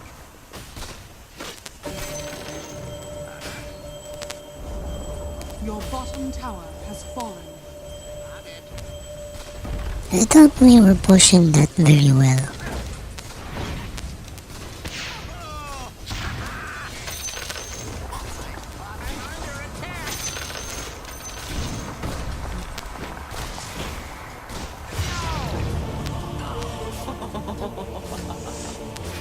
I thought we were pushing bot very well.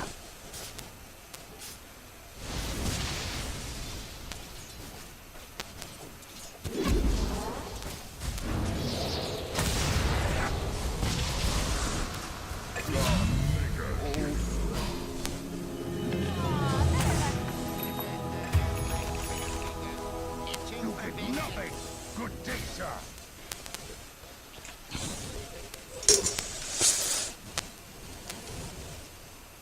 Into the breach.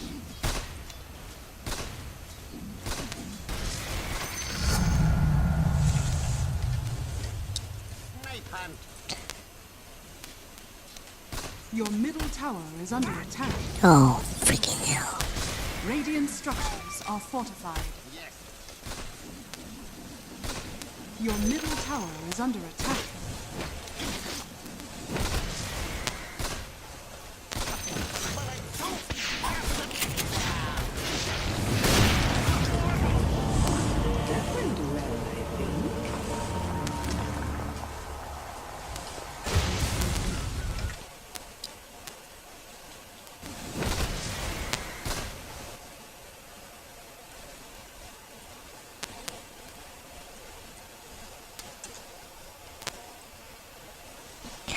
I wonder why my local,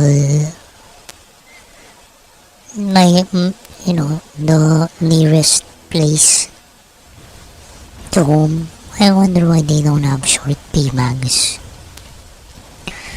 for AGs. My spotter direct.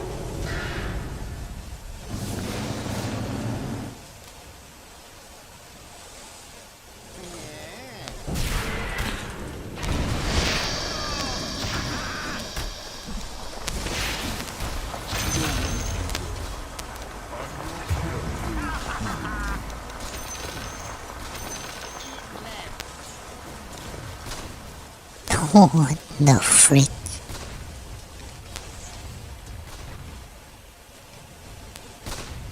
As you say.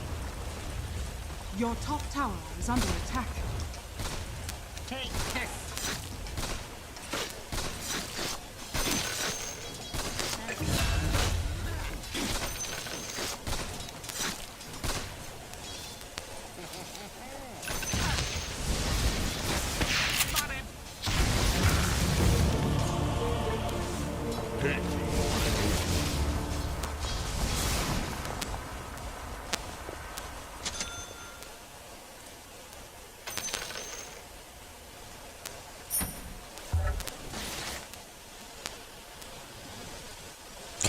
What are these called? Excuse me.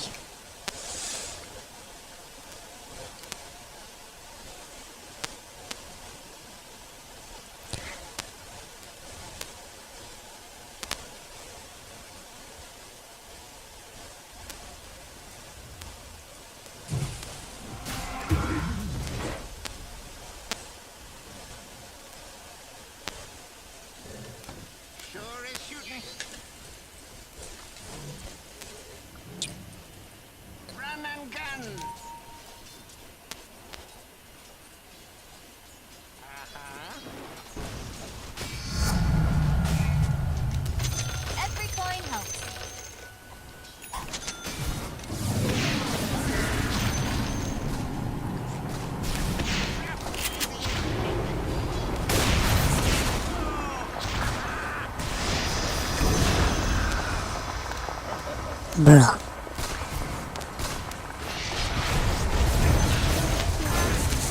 Yeah, that's good. We got her.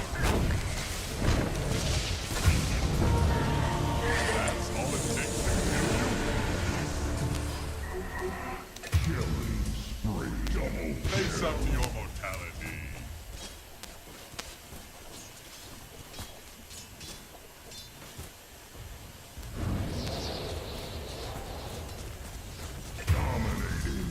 Triple kill!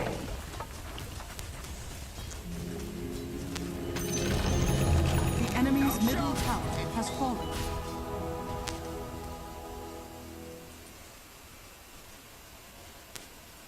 Oh boy!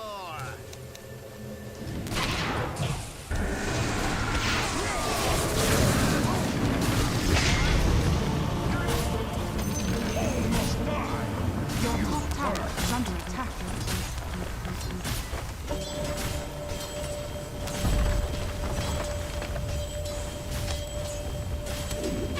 Your top tower is under attack. Radiant's courier has been killed.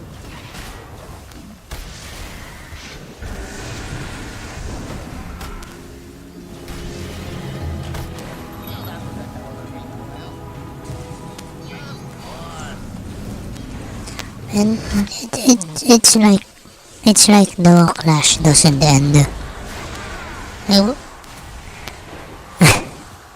It's like we're prolonging a clash. Is under attack.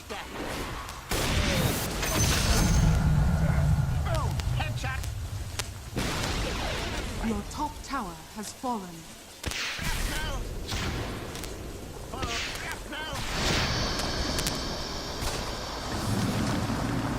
Your middle tower is under attack. Radiant structures are fortified. Your middle tower is under attack. I wonder if, yeah, they don't have their ultimate ready.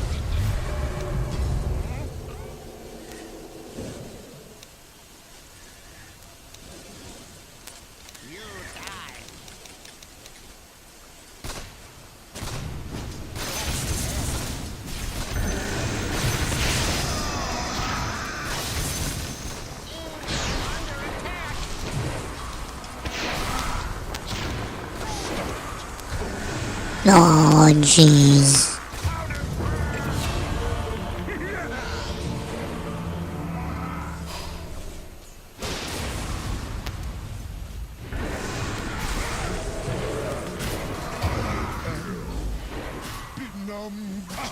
Yeah.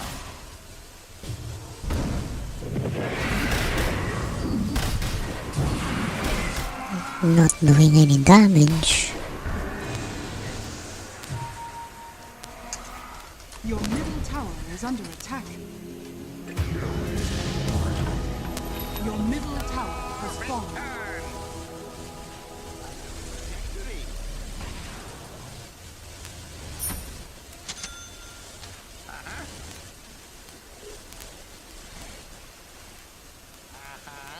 Your middle tower. Yeah, I'm not playing very well right now. Actually, already feeding. Your middle tower is under attack.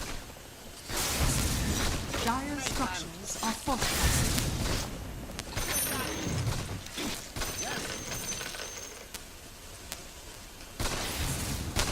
Going ballistic.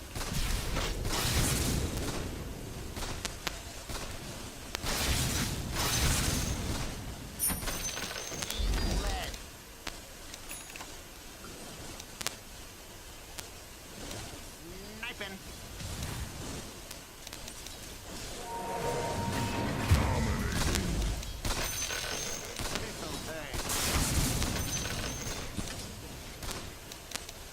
Of course.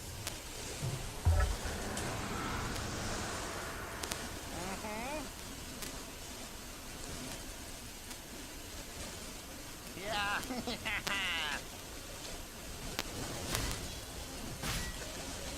As you say. Oh.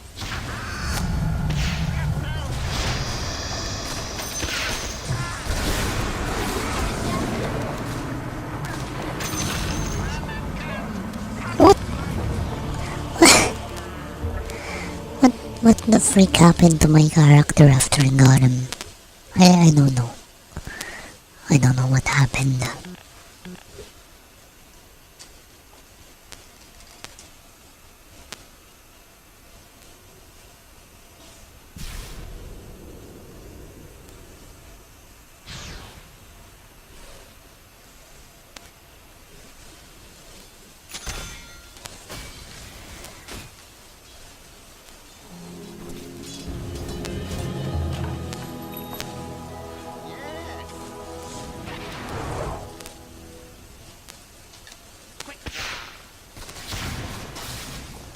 Oh, freak.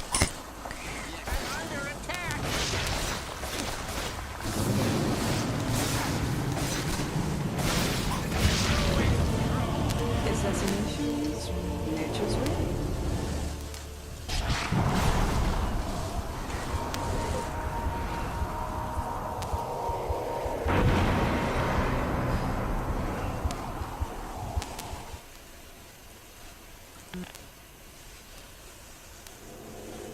Oh man, I'm really not playing very well right now.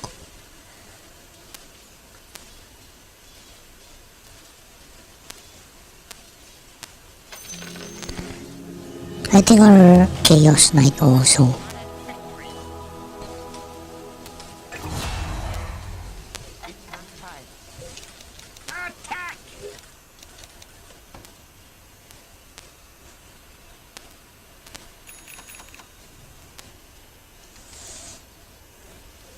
Easy shot.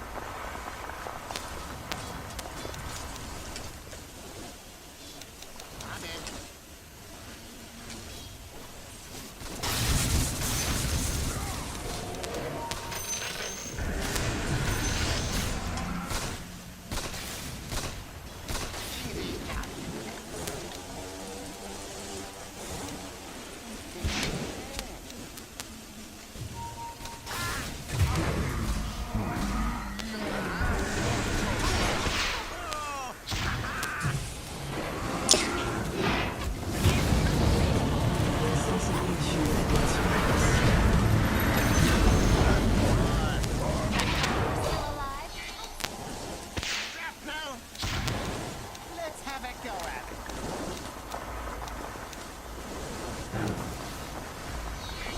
This'll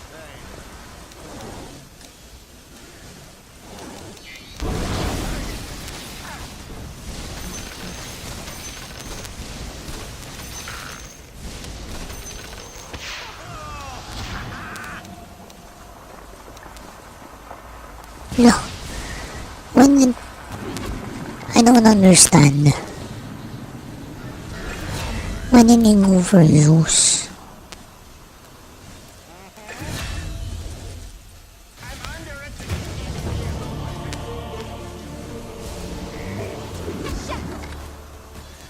Huh?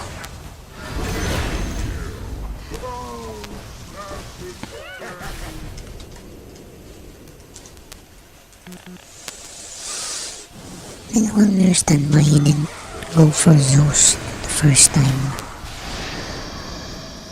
Excuse me.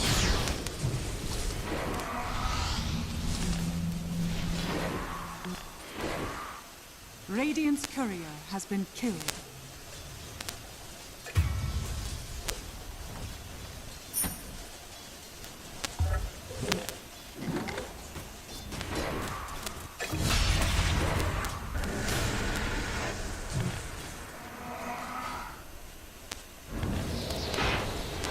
Radiant structures are fortified. Wasn't nice. Still no damage.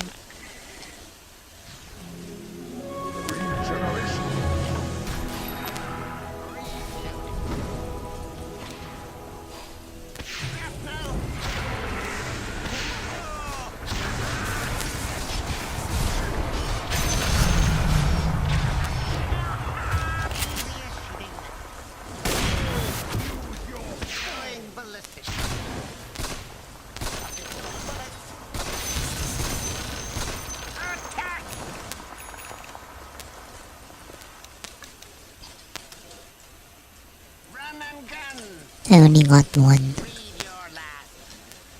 I thought I got two of them.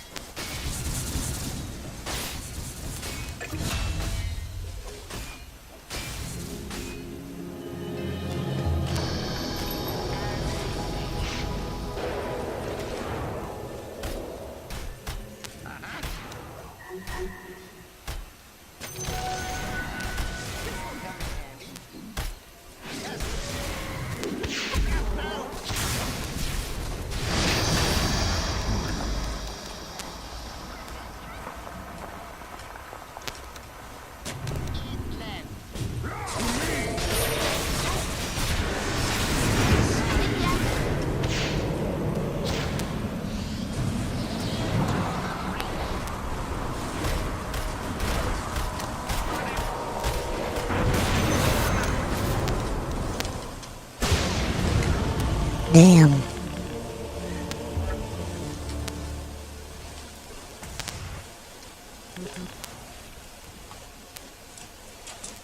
Dire's structures are fortified. You know, I miss Kamdabarkans.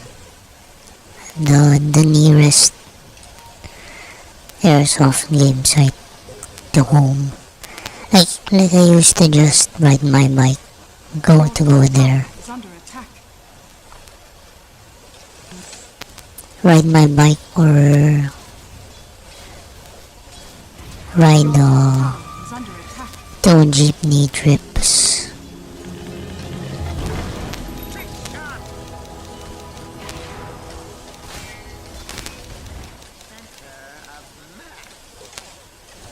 Yeah, I miss the times when they wouldn't turn the lights out.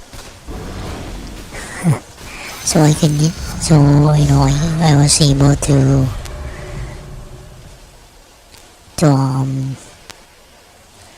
use my infrared.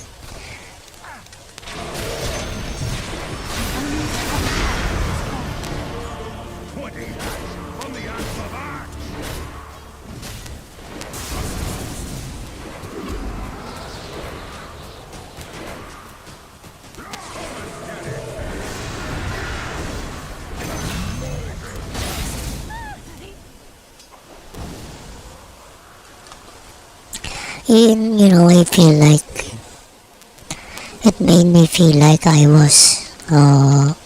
it made me feel like those videos where they would use night vision on mice, rats. Using air guns. It really felt like that.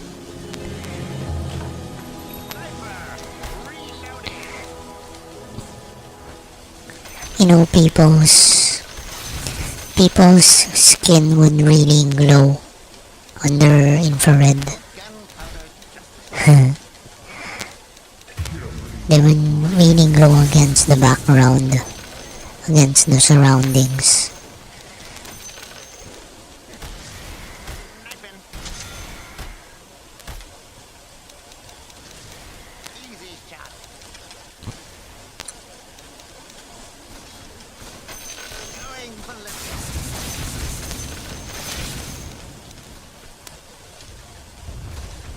That was really fun.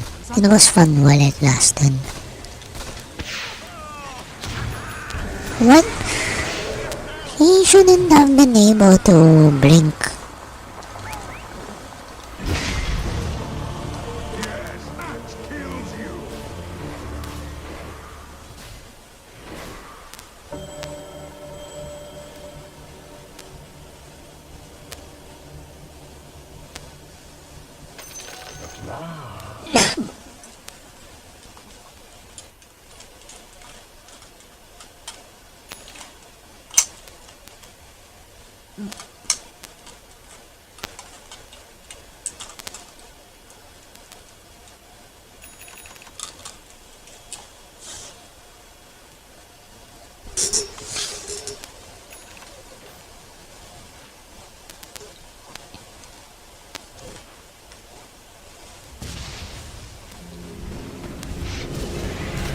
Your bottom tower is under attack.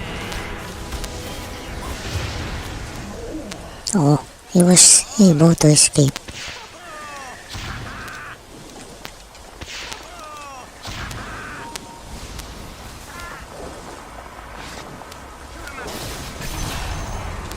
Not anymore.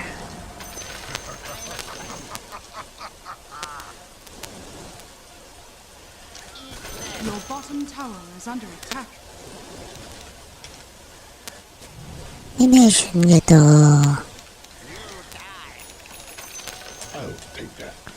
Black Games bar. I wonder if it can block like all of Zeus's skills.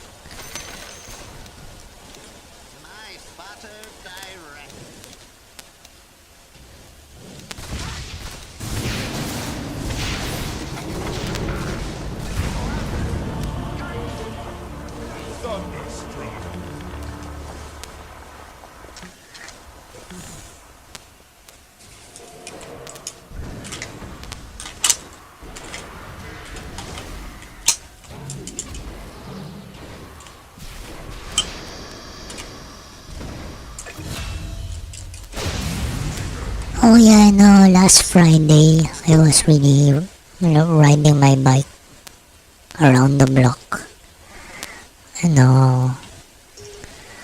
I'm just very happy that the band-aid solution I did held out.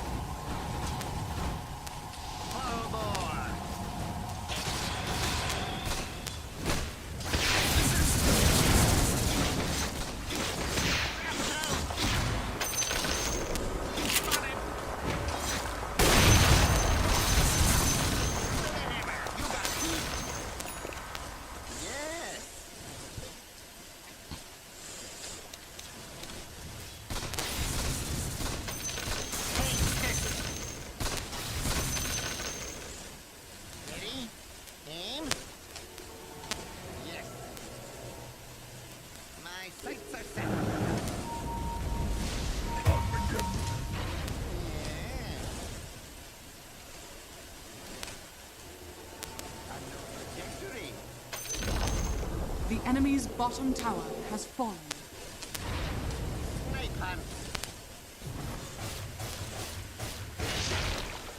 She has dust.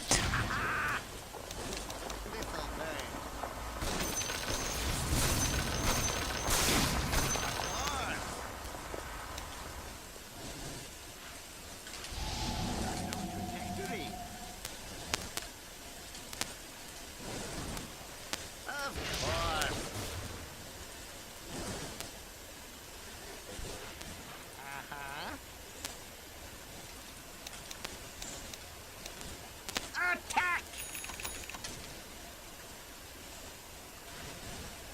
On target.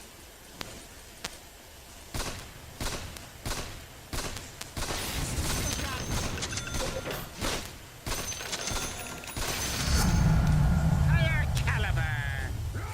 Let's have a go at it.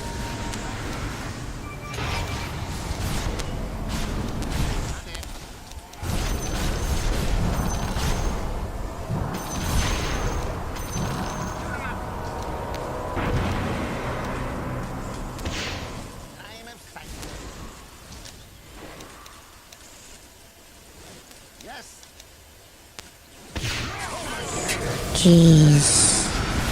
Your bottom tower Don't is tell under me attack.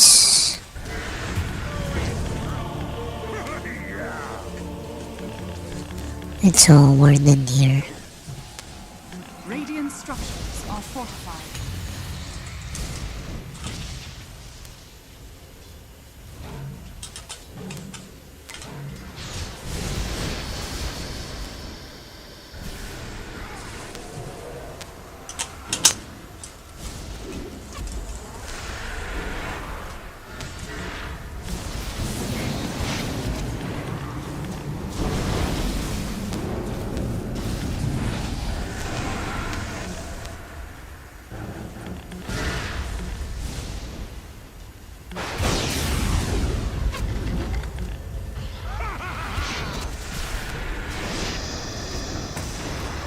Your middle tower is under attack.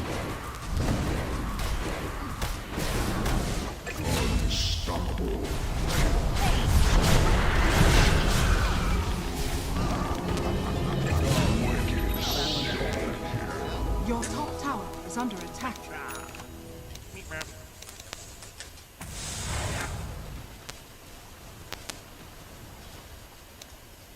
On target.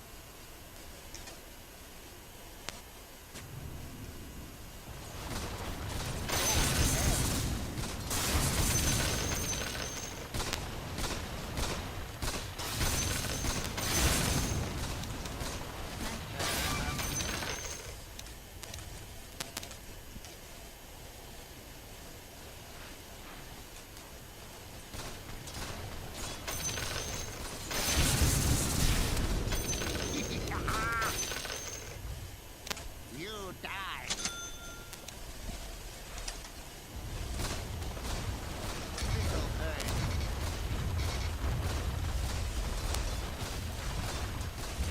Under attack.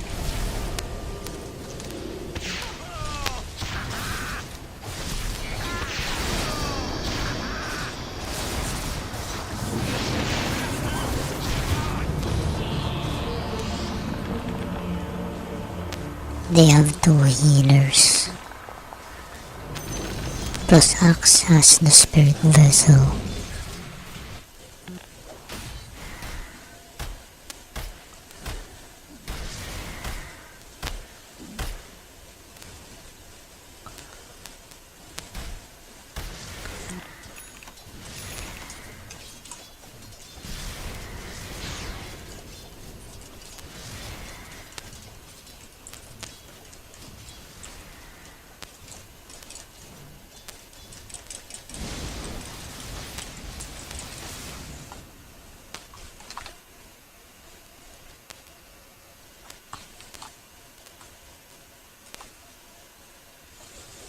I don't think that will work for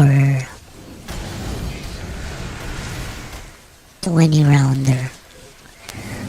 For 20 round 556 mags. It's like a replacement for the P-mag bottoms.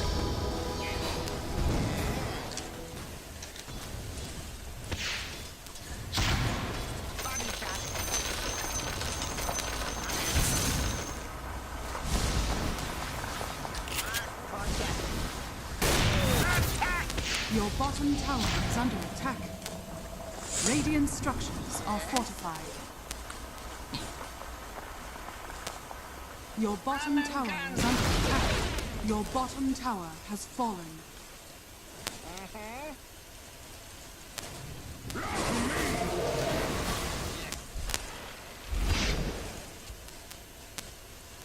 Yeah.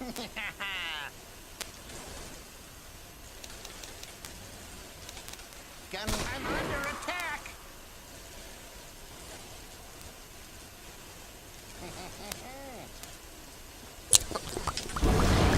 Meow, meow, meow, meow, meow. The enemy's top tower has fallen.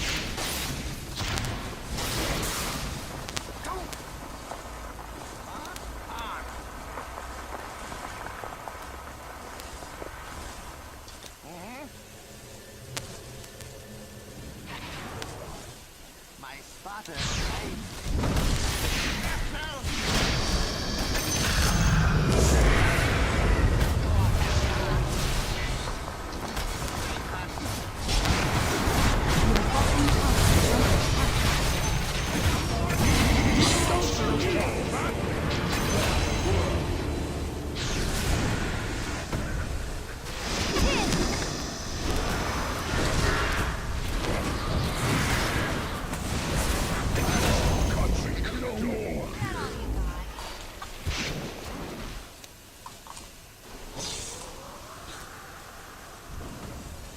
I think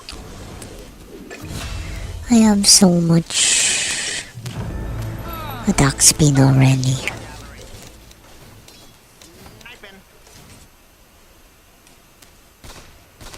No, not yet.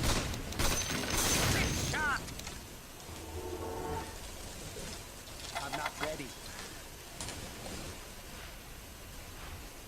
Yes. Aha. Eat lead.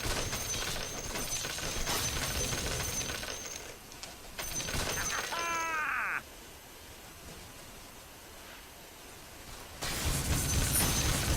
Going ballistic.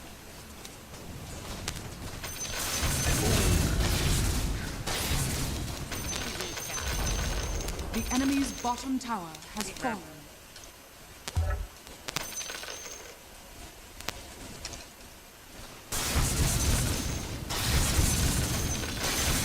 Let's have a go at it.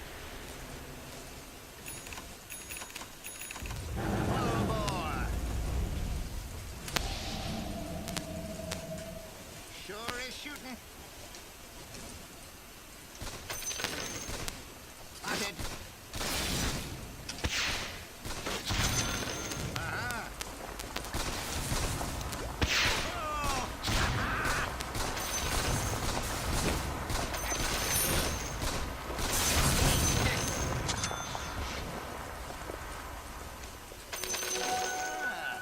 This will come in handy. Dire's structures are fortified.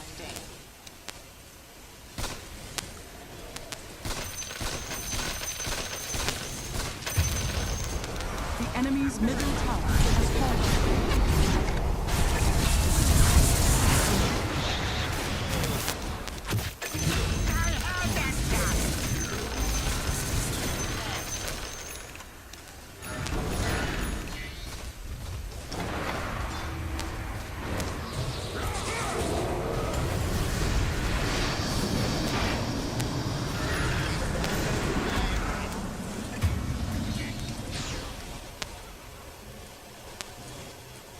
Take this. Uh-huh. Dire's courier has been killed. No. Let's have a go at it.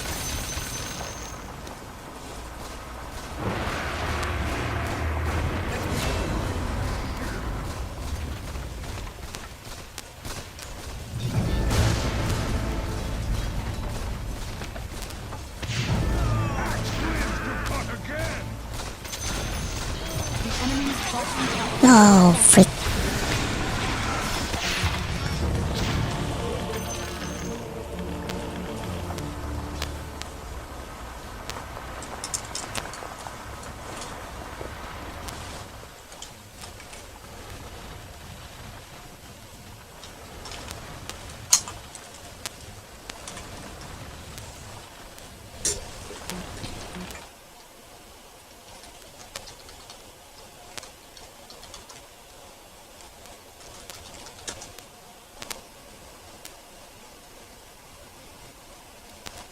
And are they really made of aluminum?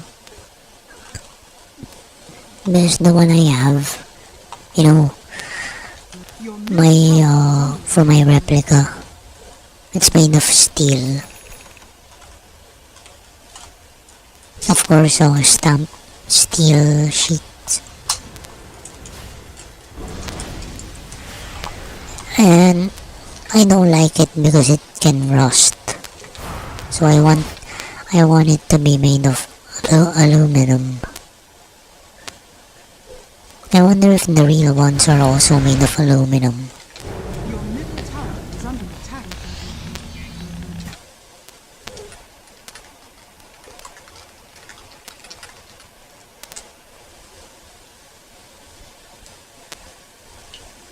Really?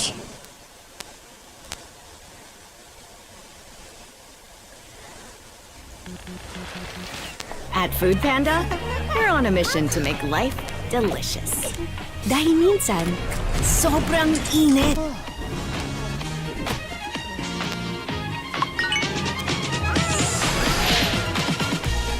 But with more than 30,000 restaurants just a tap away, a world of flavor awaits you. Kahit tunaw na tunaw ka na. Make life delicious. Food Panda?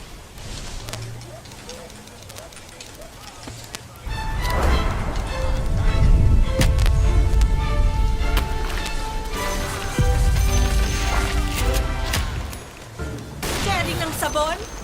Sharing din ng iyo. Not on my wash!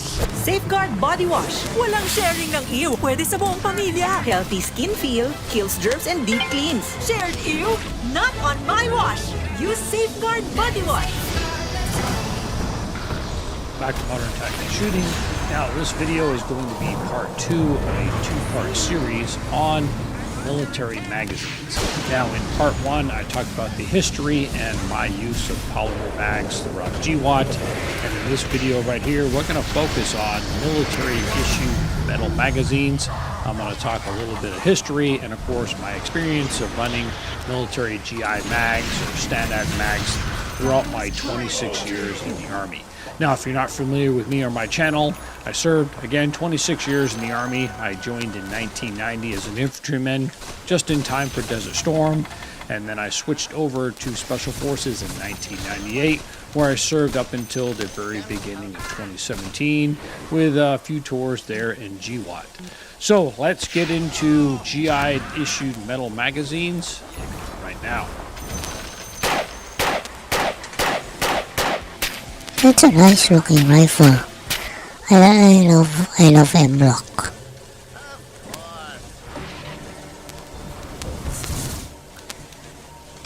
Tours there in GWAT. So let's get into GI issued metal magazines right now. It's very nice. I really love M-Block because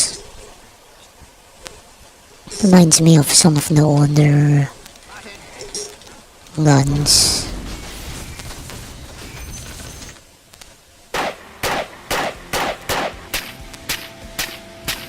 I love it. And I'm so pressed.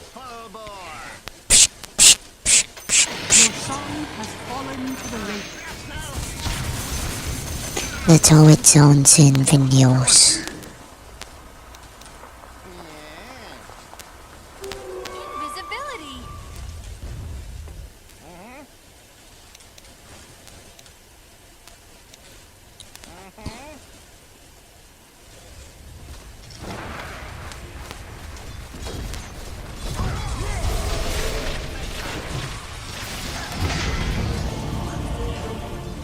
Cut you like cordwood.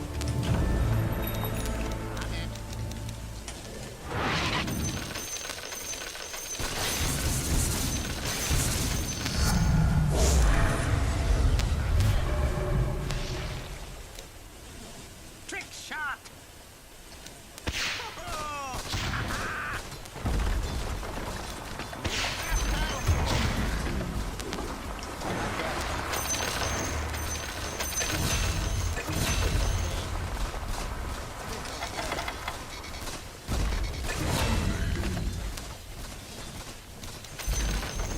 The enemy's bottom barracks has fallen.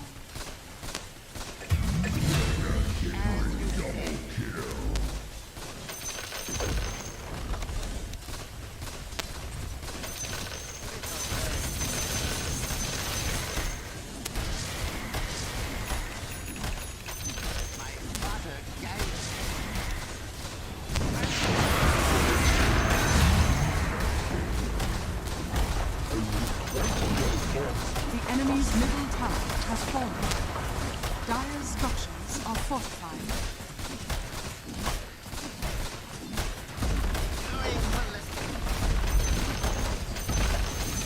The enemy's middle barracks has fallen.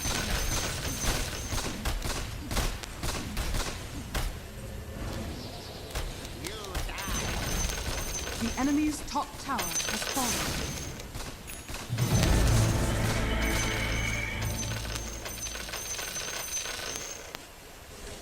Just keep on coming. Change. What's this? Enemy's top barracks has fallen. You now have mega creeps. Oh, I don't know.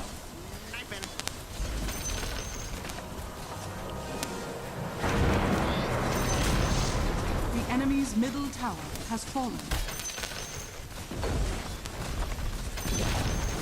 The enemy's middle tower has fallen.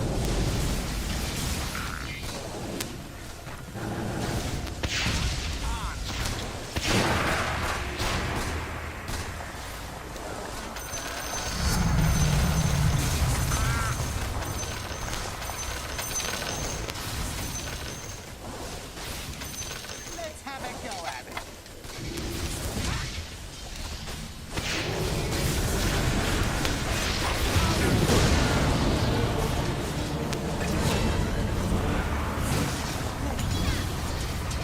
Dire's turret has been killed.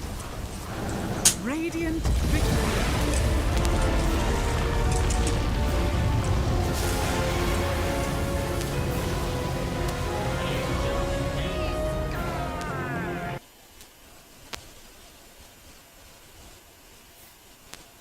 Herald 3.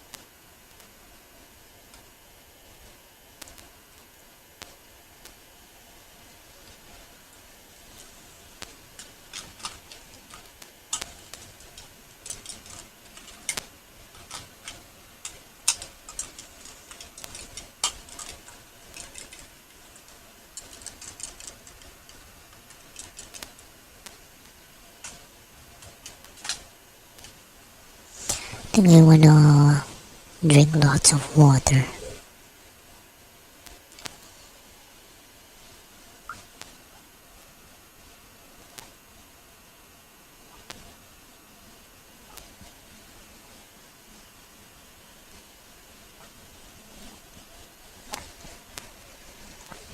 Hold on guys, I'm gonna get some water.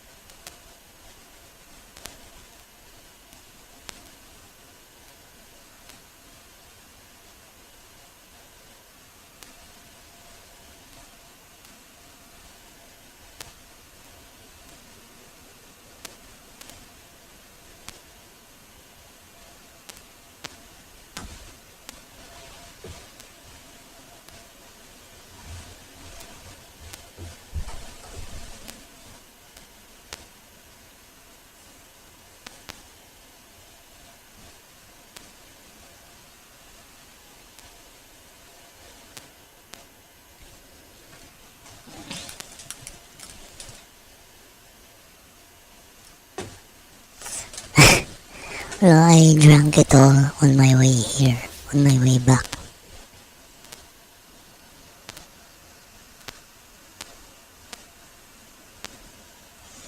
It's pretty hot. That's why I am, you know.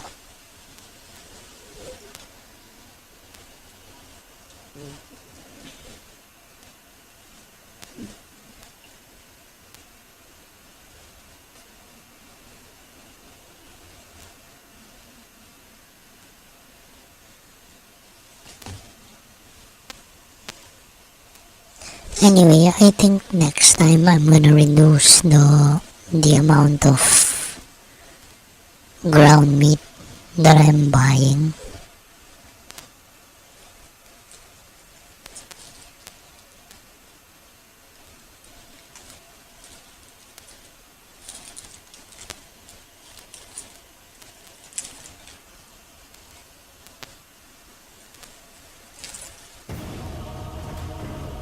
You know, to avoid excess.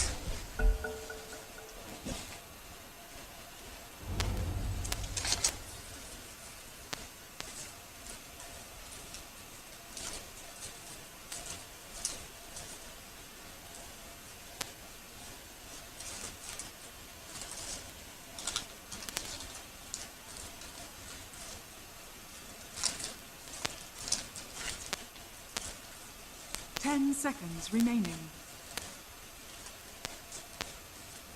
5 seconds remaining.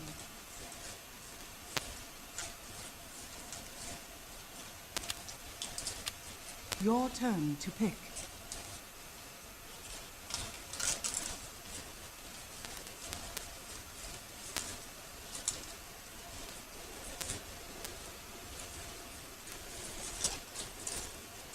Seconds remaining. 5 seconds remaining.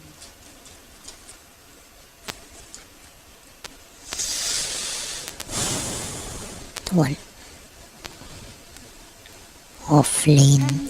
Excuse me. 5 seconds remaining. I can't design.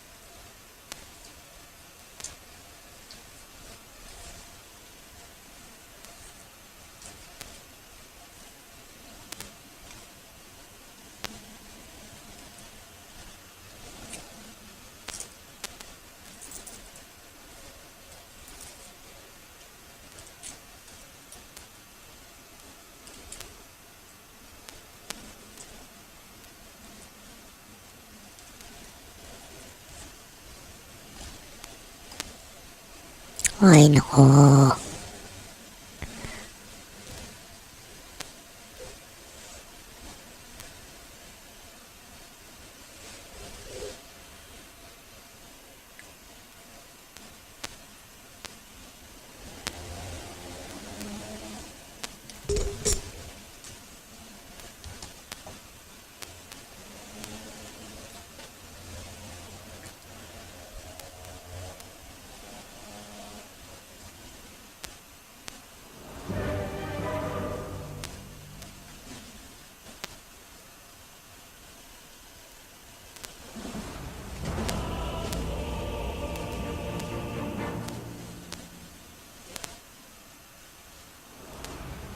I need no introduction.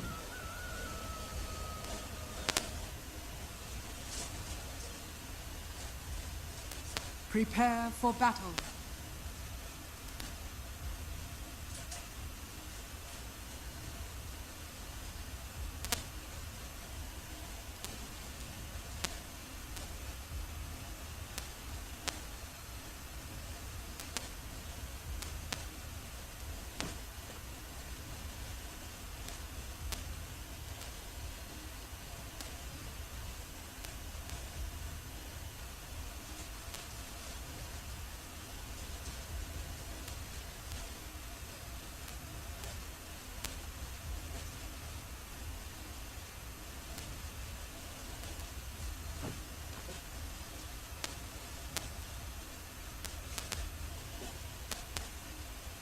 "30 seconds to battle.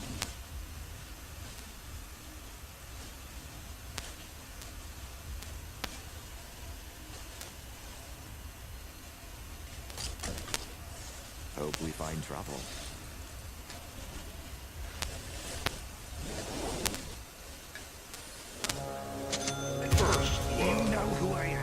guided draws first.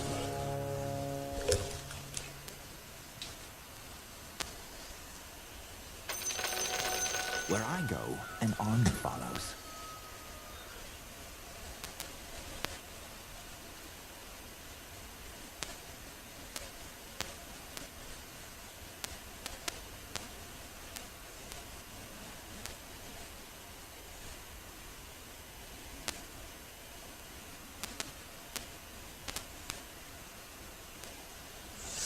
Let's get a move on.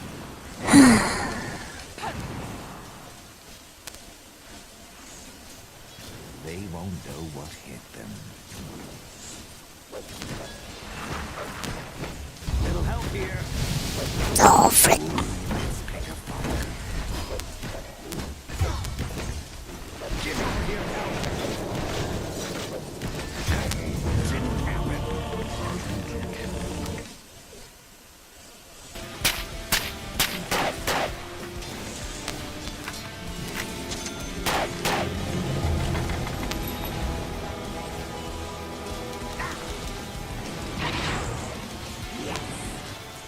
So when I joined the Army, the 30-round magazine with Black Follower was the issued magazine.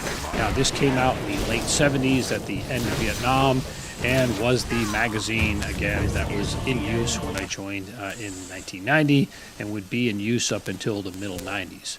Now this has a design flaw built into it, and that is the fact that the Black Follower has 0 anti-tilt properties whatsoever. And the Army would, of course, learn over time this caused a few issues. One, and it took the Army a while to figure out this, is when you shoot in full auto or rapid fire 3-round bursts or even really fast semi-auto fire, the follower can actually oscillate in the magazine, which of course leads to rounds feeding unevenly up into the chamber area. So the bolt will catch the back of the round or the middle of the round and of course cause a jam. And because it has 0 anti-tilt follower, you can push down in the front and it will jam up, or push down on the back. If there's any debris or sand in these mags, as it's loading up, if the follower catches on any of that sand and stuff, of course it can again cause another stoppage. Combine that with old, worn out, or damaged feed lips, which allow rounds to slip off and lead to double feeds and triple feeds. This can become a very unreliable magazine over time. The more you use it, basically the more unreliable it can get. But yeah, this was the standard magazine. And because they were kind of unreliable, a common thing we did as infantrymen is when you were issued your magazines, you would go through and through trial and error find out which were the good ones, which were the bad. We'd tie them and tape them to mark them, and you'd set aside those good ones and try and turn in the bad ones to get at least a good set of 7. Now, one problem with the military, especially in the 90s, is they did not treat this magazine as a disposable item as it should be. It was like a property book item. They'd hand receipt you 7 magazines, and that was it. And if you had a bad magazine, you couldn't throw it away. You had to turn it in to get a new one, and chances are this went back in the pile in the arms room, and your bad magazine was issued to another soldier. There wasn't a good grasp on why stoppages happen. I would say 95% of the stoppages with your rifle, with an AR-15 or M16 M4, are due to the magazine feeding and loading issues from the mag. So you get a double feed, triple feed, turn the mag, goes into the arms room, and another soldier would get that same worn-out magazine. Made even worse, there were some units that only issue up magazines during training events. So they'd hand you 7 random magazines. You had no idea the age or condition. And at the end of the training event, you turn them back in. So you weren't able to actually hold on to and take care of your own magazines. So that would exacerbate the problem with these Black Follower mags. Now, in 1998, the Army would adopt the Green Follower magazine. Now, this does have some anti-tilt properties built into the follower. That's the major change with this magazine. 1998 was the same year I made it to my first Special Forces team. And although this came out in 98, I believe, I didn't see it being issued until the summer of 1999. Our team got cases of these, and we were told, hey, go ahead and turn in your old Black Follower magazines. Now, one thing that kind of irked us with this magazine right here is it came out during the height of the assault weapons ban, and they're all marked restricted military and police, or military and law enforcement use only. And the 80s and 90s, really leading up to the early days of GWAT, the firearms industry was nowhere near what it is today, how it was back then. So aftermarket parts and tons of companies making aftermarket magazines really wasn't a thing to a great extent. So if you had your own AR-15, chances are you used surplus GI mags to feed your rifle. So it being marked restricted, law enforcement, military only, that was kind of a huge pain. But you were allowed to rebuild old magazines under the assault weapons ban. So actually what a lot of us did is we took the springs and followers out of our green mags, we gutted our old black magazine followers, and we made, I guess, improved magazines using the old bodies. So that's what we did, a lot of us, with these marked up magazine bodies. Now, the green magazine follower is a really good mag. Going into the first few years of GWAT, again, Magpul wasn't a thing. All these polymer mags, all these aftermarket mags really weren't a thing. And I would say this is the magazine, the green follower mag, that most of us used in the early days of GWAT. What gets us going? Got it! New Super Bowl rice meals with Century Tuna. Rice and tuna. Sarap na ready to eat. Sa nutrition, 3 points! Yan ang game changer. Gotta get it! Snack? Complete? What? Now, in an effort to give Special Operations a more reliable magazine, it was late 2002, we would start being issued the HK Steel magazine. This is actually a Gen 2, you can tell by the black follower. The Gen 1, which are really rare, have a stainless steel follower, and it really just goes up and down like glass inside the mag. Super smooth, smoother than this black follower one. And these were all the rage in the early years in Iraq. And if you look at a lot of photos, most special operations guys or guys in special forces, we were all running these HK Steel mags because they were told, hey, these are way more reliable. Reliability wise, I would say they're marginally better than your aluminum mags. I'll get into that here in a second. But the trade-off in the perceived reliability is these mags, because they're steel, they're metal, they weigh almost twice as much loaded. I would really prefer aluminum. So you're going to pay for that extra reliability. But that's just me. And really what we found Again, out what do I know about real? What do I know about real weapons? Better than your aluminum mag. I just like aluminum because it doesn't rust. They have a metal And you can anodize it. body, so if they hit something hard, they'll dent, and of course that will jam up the follower, where aluminum mags are more forgiving when you drop them on hard stuff.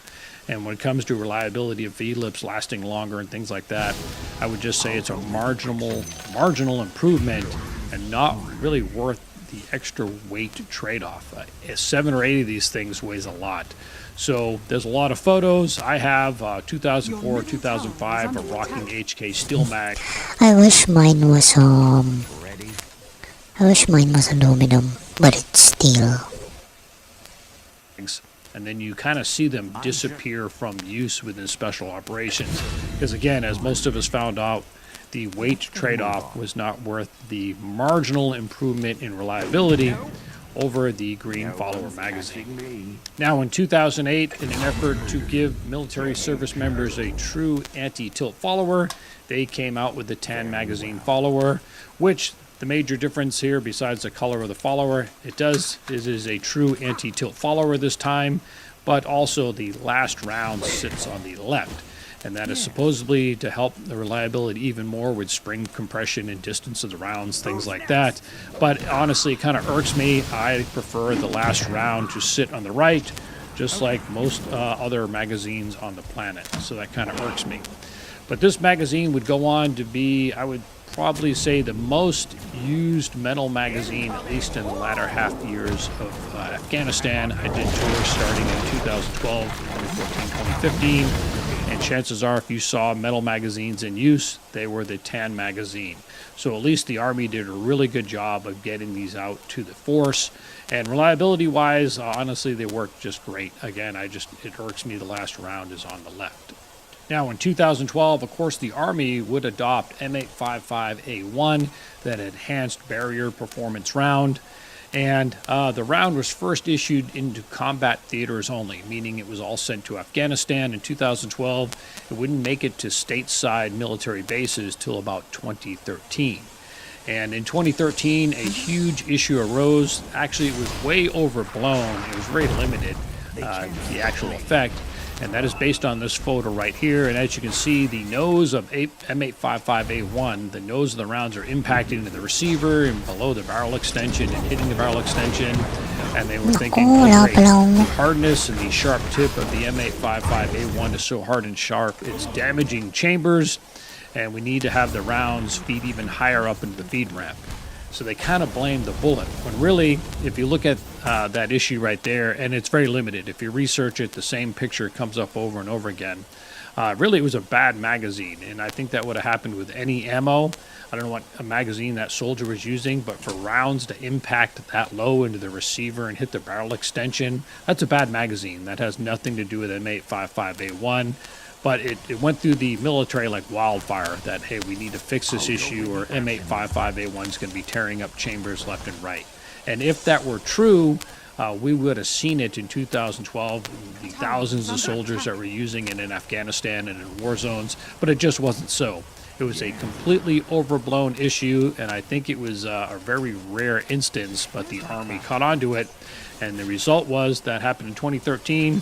In late 2016, they came out with this right here, the EPM magazine, or the Enhanced Performance magazine, to solve the issue of rounds impacting the feed lips low inside the rifle. Now, I will say this, it does a pretty good job. Now, this came out late 2016, and it was very rare. It was super rare, in fact. I think some National Guard units got it first. That was my last year at Fort Bragg in the Army. I never saw these. You'd see them at pawn shops. They were finding their way to military bases, but then they were finding their way into pawn shops due to their rarity. And I didn't get my hands on any of these to actually try till 2018. And I actually wrote an article for DefenseReview.com addressing this M855A1 damaging chambers issues to see if these indeed do set the nose of the bullet higher up into the feed ramp, and indeed they do. In my unscientific testing right here, these photos, I took photos of chambering the rounds as they come off the magazine on both the right and left side and see where the nose of the bullet impacts the feed ramps.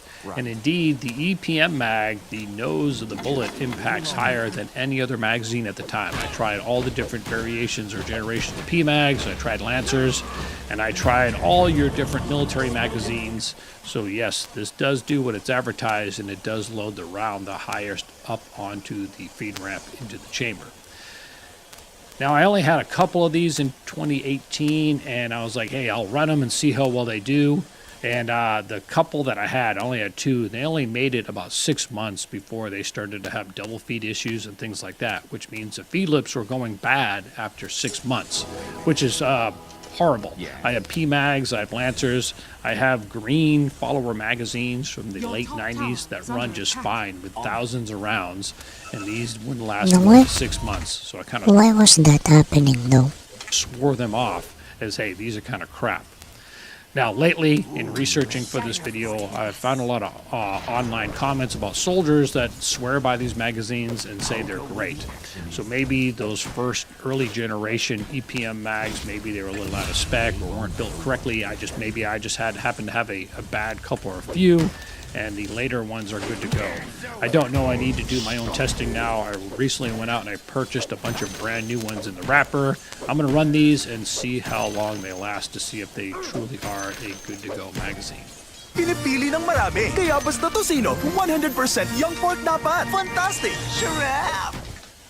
Now let's talk about tying and taping magazines. As you can see right here, They are taped with one wrap of 100-mile-an-hour tape, and I have these 550 quart loops, which if you were an infantryman in the 80s or 90s, this is probably the SOP in your unit. And the reason why we tied and taped our magazines had to do with the Alice magazine pouch, which stored 3 magazines, and they would be backside edge against your body. With that Alice pouch flap, it didn't make for the fastest reloads.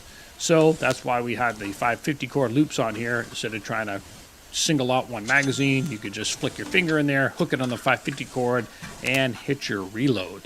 And the tape on the mags was to keep down the rattle as they sat in that Alice magazine pouch, especially when you took one out and you only had 2 in there, to help keep some of that rattle down. So that's why we tied and taped our magazines. And as you can see, I wrote my name on them too, a good way to mark them. But tying and taping would slowly fade away once we switched to Molly gear. Because with Molly gear, for the most part, 3 magazine pouches went away and they're stored side against your body. But the main reason why it went away is, of course, the best way to do a reload is not grabbing a flimsy piece of 550 cord, but to do a beer can grip, as is known, out of your magazine pouch.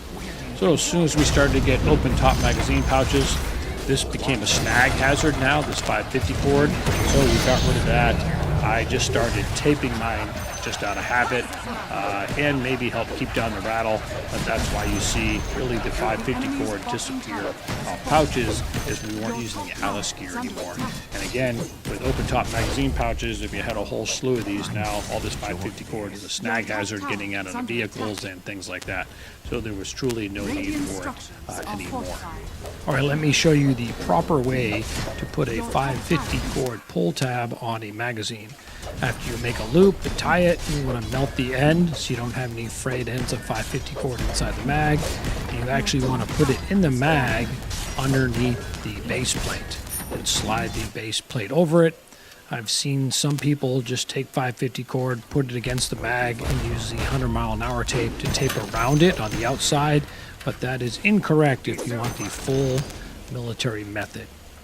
And here it is underneath the base plate of the magazine.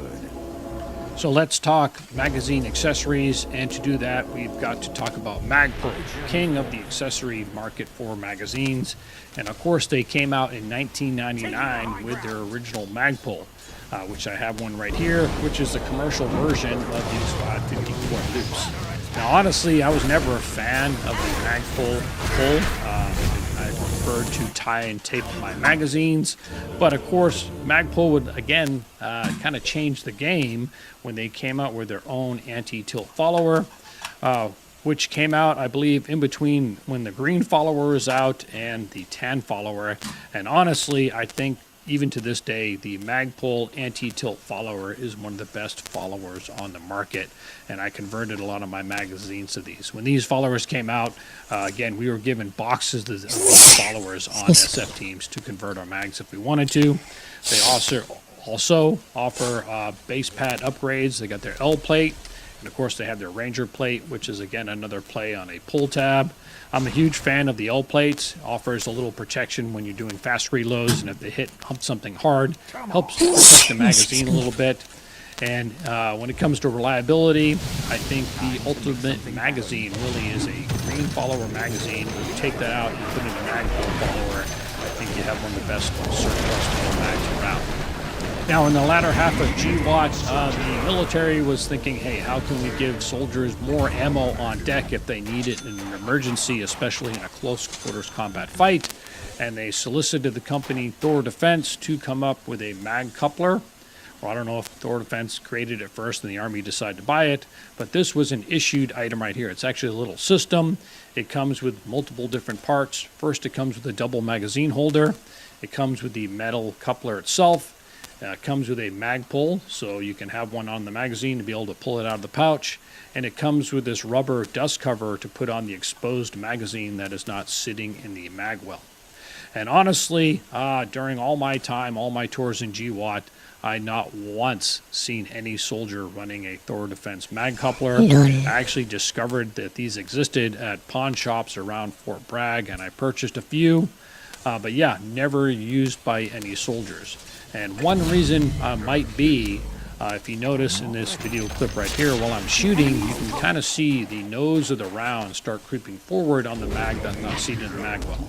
Now, that wasn't a fully loaded magazine, so the vibration was really affecting it. I think it's less of an issue when it's fully loaded and it has tension, but that is one thing that can happen, especially if you start IMTing around and you're in a gunfight, jumping and banging around.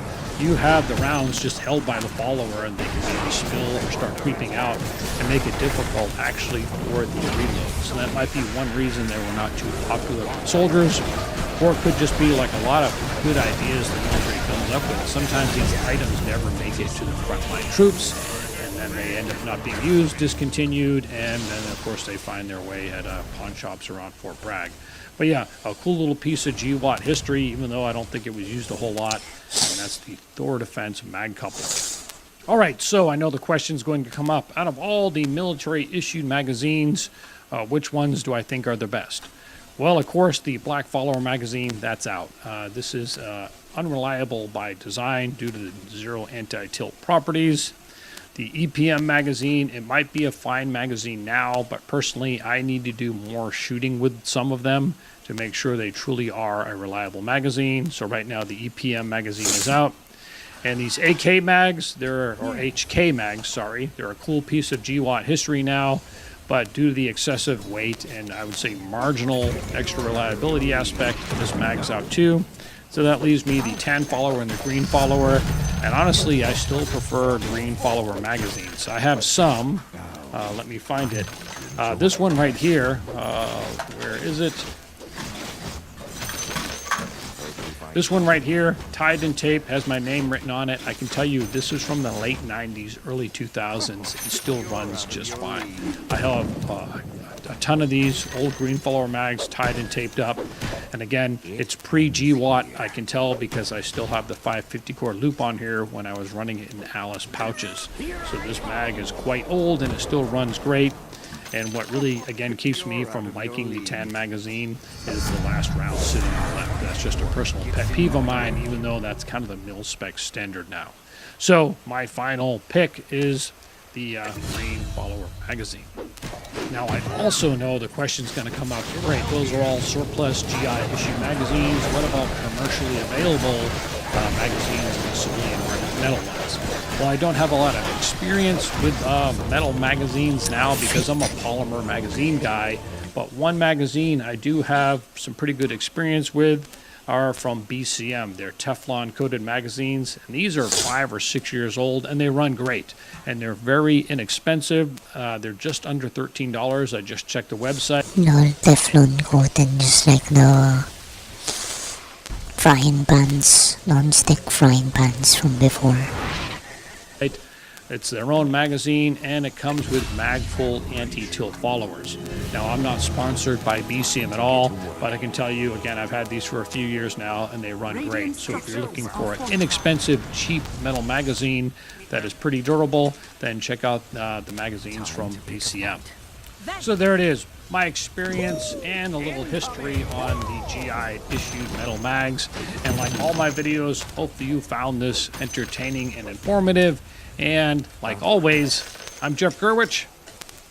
Thanks for watching. Time to move.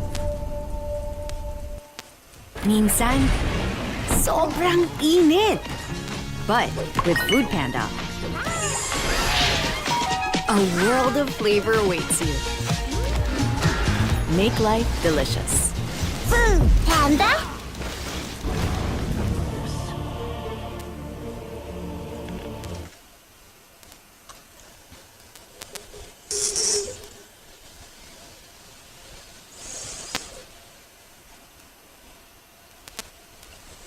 Oh, wow.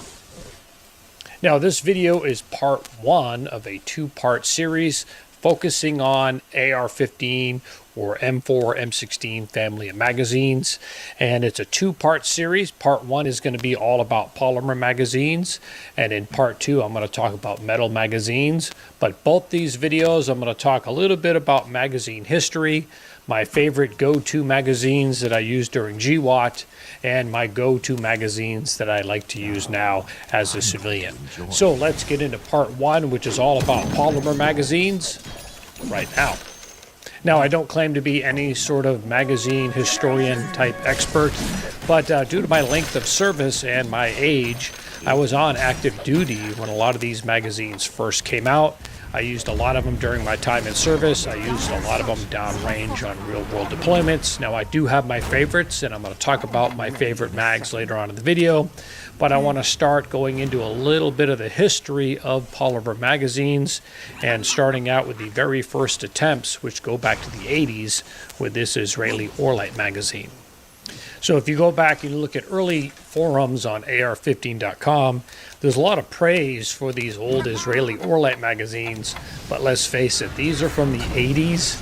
I have 3 of these. I actually have 2 now because I just threw one away. Because the one I threw away, the polymer had swelled, it would not fit in a magazine well. And just dry firing these with dummy rounds, the B-lips cracked on this one right here. So out of the 3 that I purchased around Fort Benning gun shops in the last 10 years, only one works. So it's really not that reliable of a magazine. And if you notice, if you look at old photos of the IDF, you don't see them running their Orlight mags either, because they're just not that reliable. They're very cheaply made. And they're even worse now that they're so old. So I can't recommend these at all. They're just more of a novelty thing.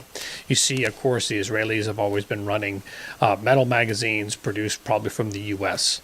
But yeah, the very first attempt that I can find are these Israeli Orlights, and really they're just a novelty. Now, the next effort, of course, was the Thermold magazines, and these I can find as far back as 1991. In use with the Canadian military. Now, there's still a Thermold magazine company that makes Thermold polymer mags, but the Canadian Army experimented with these also. These are actually have the maple leaf on them. I've got about 6 or 7 of these I purchased around 2006, and actually they run really well. Now, they don't have anti-tilt followers, so I'll talk about anti-tilt followers later on. But the reason why I got these was when I was a Sephardic instructor, and this is before Magpul came out with the PMag. Most of us ran metal magazines as an instructor on the flat range. I'd be doing my demos. I'd put my mags down to go load them later. And students would just pick them up and ended up taking them and using them. So I was always having to go get fresh mags because the students just happened to pick mine up by accident all the time. So I ran a bunch of these because they looked totally different, and I was in no danger of students picking up my mags and me having to get new ones. So I ran these as a marksmanship instructor, and they ran just great. And if you looked at some of my latest videos, especially my SIG 556 video, I'm running these in there just to try them out again. I haven't ran these probably in about 10 years, but they still work. So that's pretty cool. Would I trust these in combat? No, because one thing I found is while they do run pretty solid, when you store them upside down in your mag pouches, if you do a lot of jumping and banging around in your kit, rounds will start popping out. You'll see loose rounds in the bottom of your mag pouch. But I've actually never had a problem with these. And again, I have about 6 or 7 of these Canadian Thermold mags. So yeah, they're pretty cool, but I wouldn't really trust them for combat. Now, looking online, it says the first PMag was developed or came out around 2006, 2007 is when they really debuted. And I have a Gen 1 PMag right here. I actually bought a bunch of them at the time. And you can tell it's a Gen 1 when you compare it to the other Magpul mags. It does have a little bit of a shine to it because it's a completely different polymer blend. It feels a lot more plasticky compared to all your other PMags. And when these first came out, of course, these changed the game. They have anti-tilt followers, and really the first successful polymer magazine that ran reliably all the time. But I didn't run PMags much at all because they felt kind of cheap to me. One magazine that I ended up using a lot, which came about almost the same time, is Lancer Mags. Now, right here is their first generation polymer magazine. And the difference between this and, of course, the PMag, it has a little metal insert. And when you look at later generations, the insert's a lot bigger. But these Lancers came out, I want to say, around 2008. And, of course, they have a standard army green follower on the inside. These aren't the Advanced Warfighter magazines. This is just their polymer mag.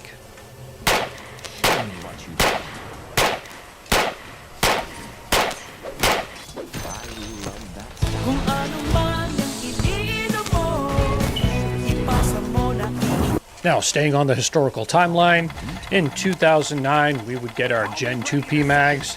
In 2011, you would get your official Lancer Advanced Warfighter magazines right here. They have a larger, I would say, metal tab insert around the feed lips. They use metal feed lips, their own follower this time. And with the Gen 2 PMag, very popular, and I'll talk about these downrange. And then, of course, later on, I believe it was 2009, we would also see the EMAG debut, and this is really for European arms like the LA-85 or SA-80 that had tighter magazine wells, and that's why the EMAG was created for some of these European 5.56 guns with very tight magazine wells. Now, when GWAT kicked off, I did 3 tours in Iraq, and all those tours were prior to the PMag coming out. So I ran all metal magazines during those tours, which I'll talk about my metal magazine video. But my tours in Afghanistan, 2012, 2014, and 2015, I ran exclusively polymer magazines. And the magazines I ran were Gen 2 PMags, some EMags, the Lancer's Advanced Warfighter magazines, and this magazine right here, which is from Israeli Military Industries, and honestly, it's just their version of a PMag. And if you look at this photo right here, that's not a PMag in the magazine well, that's half empty. There was a little pause in the fighting. It was actually one of these IMI mags, and one of the reasons why I like these mags is it has a rubber base plate and it acts as a monopod. My tours were prior to me finding out about the MagPod base pads, so I did not have these at the time. So these mags kind of served as that, just due to the large rubber base pad on here. But let's talk about the performance of these magazines. The EMags are probably my favorite from that time, but a lot of them never left Afghanistan. They're somewhere out there. And I like them because if they don't have ridges, and this is just a small thing, these ridges, if you have super tight nylon magazine pouches, they kind of can be a hassle pulling them out. They slow down your reload a little bit because these are so thin. They come out of your magazine pouch super quick and they go into your magazine well. So I found I had faster reloads from tactical nylon with the EMAG, and that's why I really like them. And the Lancers, of course I like them over the PMag just due because I had more faith in the metal inserts on the feed lips. Nothing wrong with Gen 2 PMags. I'll talk about durability over time. It's just that I had more experience running Lancers. So if we roll back the clock to like 2012, 2014, and you were like, hey Jeff, what is your favorite magazine? I would have said Lancers at the time, the Advanced Warfighter Gen 1s, over the PMags, just because all magazines wear out, not from being stored, but because of use. And one thing I found is over time, do a lot of shooting, a lot of firing, and this takes years, by the way, we're not talking months. The polymer will become weak on PMags, and it will start double and triple feeding. You know, your feed lips are going, and it seems the Lancers just last a little bit longer before you start having issues. And we're talking thousands upon thousands of rounds over a period of years. But one thing about the Gen 2 PMag is in 3rd Special Forces Group, there must be thousands of these. And I would say the Gen 2 PMag is the magazine of GWAT once it came out, because 3rd Group had thousands of these, and when whatever FOB or base you went to, the speedballs that were loaded for combat missions, and they were loaded by other teams. They stayed at the FOBs, and usually you rotated in on other teams' speedballs. They would all be preloaded Gen 2 PMags. So these were everywhere on SF bases, and I'd have to say the Gen 2 PMag is the most widely used magazine, at least by Army Special Forces. But I used all 4 of these, as you can see in a lot of the photos, and I had high confidence on all these different mags. And the reason why I just didn't run one, like, hey Jeff, why don't you just make it simpler? And I had high confidence. What is this? Is this Beretta 92? Confidence on all these different mags, and the reason why I just didn't run one, like, hey Jeff, why don't you just make it simple and run just Gen 2 PMags, is I wanted to see how these actually performed in combat also. And again, I had a ton of them. Now I know a lot of people are thinking, hey Jeff, you've only mentioned a few different manufacturers. Lancer, PMags, and Israeli military industries. What about the countless other polymer magazines by different manufacturers out there? Well, I've tried a ton of different polymer magazines over the years, especially writing for DefenseReview.com. And I gotta tell you, I have probably a box of different mags that I found did not run well, especially with military ammo. One difference between military and civilian ammo, there's a lot of civilian, especially 55 grain out there, where the tip of the bullet has kind of a rounded nose. And military ammo, M855A1 has a very pointed nose, and Mark 262, it's kind of basically a hollow point, has a flat nose with a small hole in it for stabilization. That is a very flat nose, and I found most other manufacturers' polymer mags will work well with civilian ammo, but they don't work that well with some types of military ammo due to the feed lip geometry and the front wall of the magazine. The most often issues I found trying with magazines is rounds catching on the front wall of the mag and hanging out. And there's a lot of other manufacturers out there that frankly I just don't trust.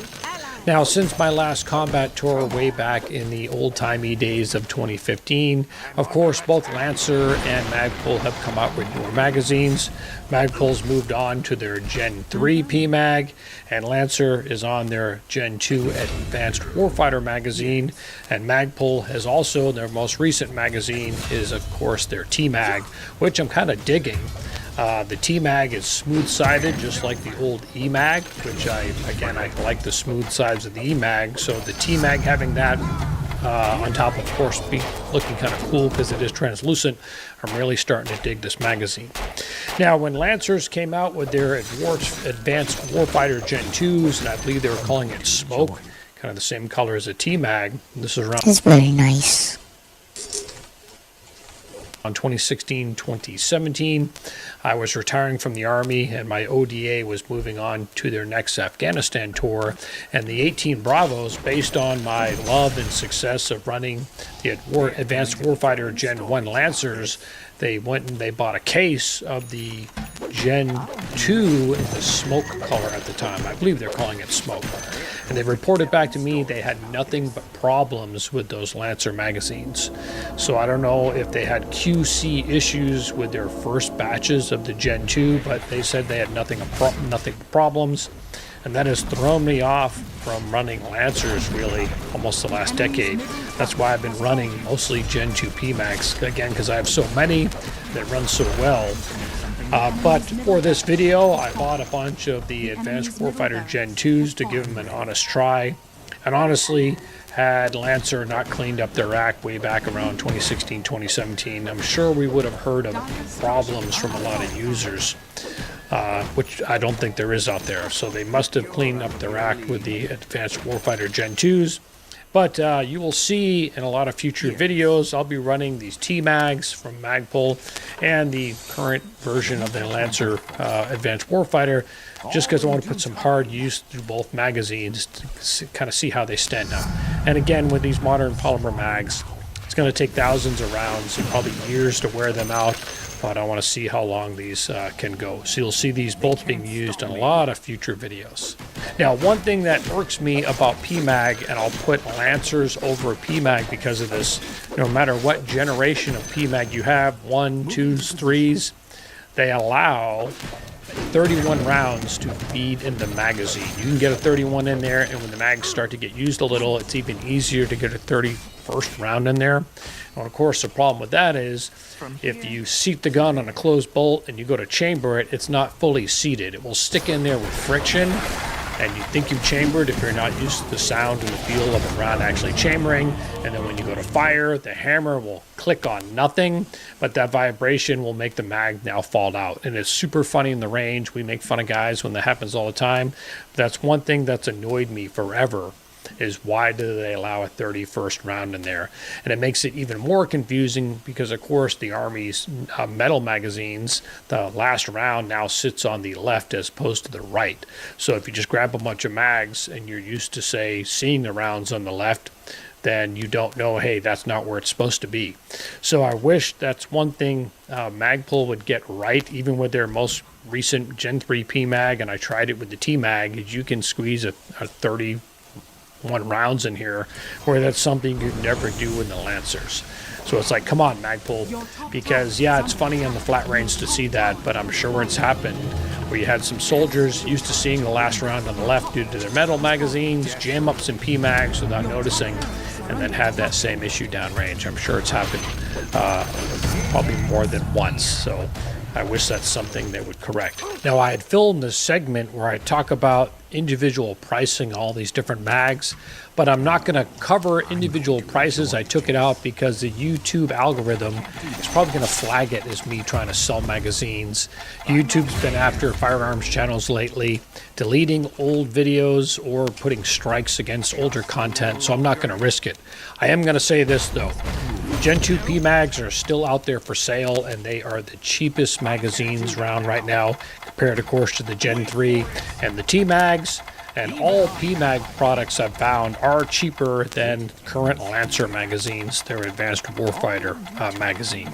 So when it comes down to price alone, I'm going to say go find Gen 2 PMags.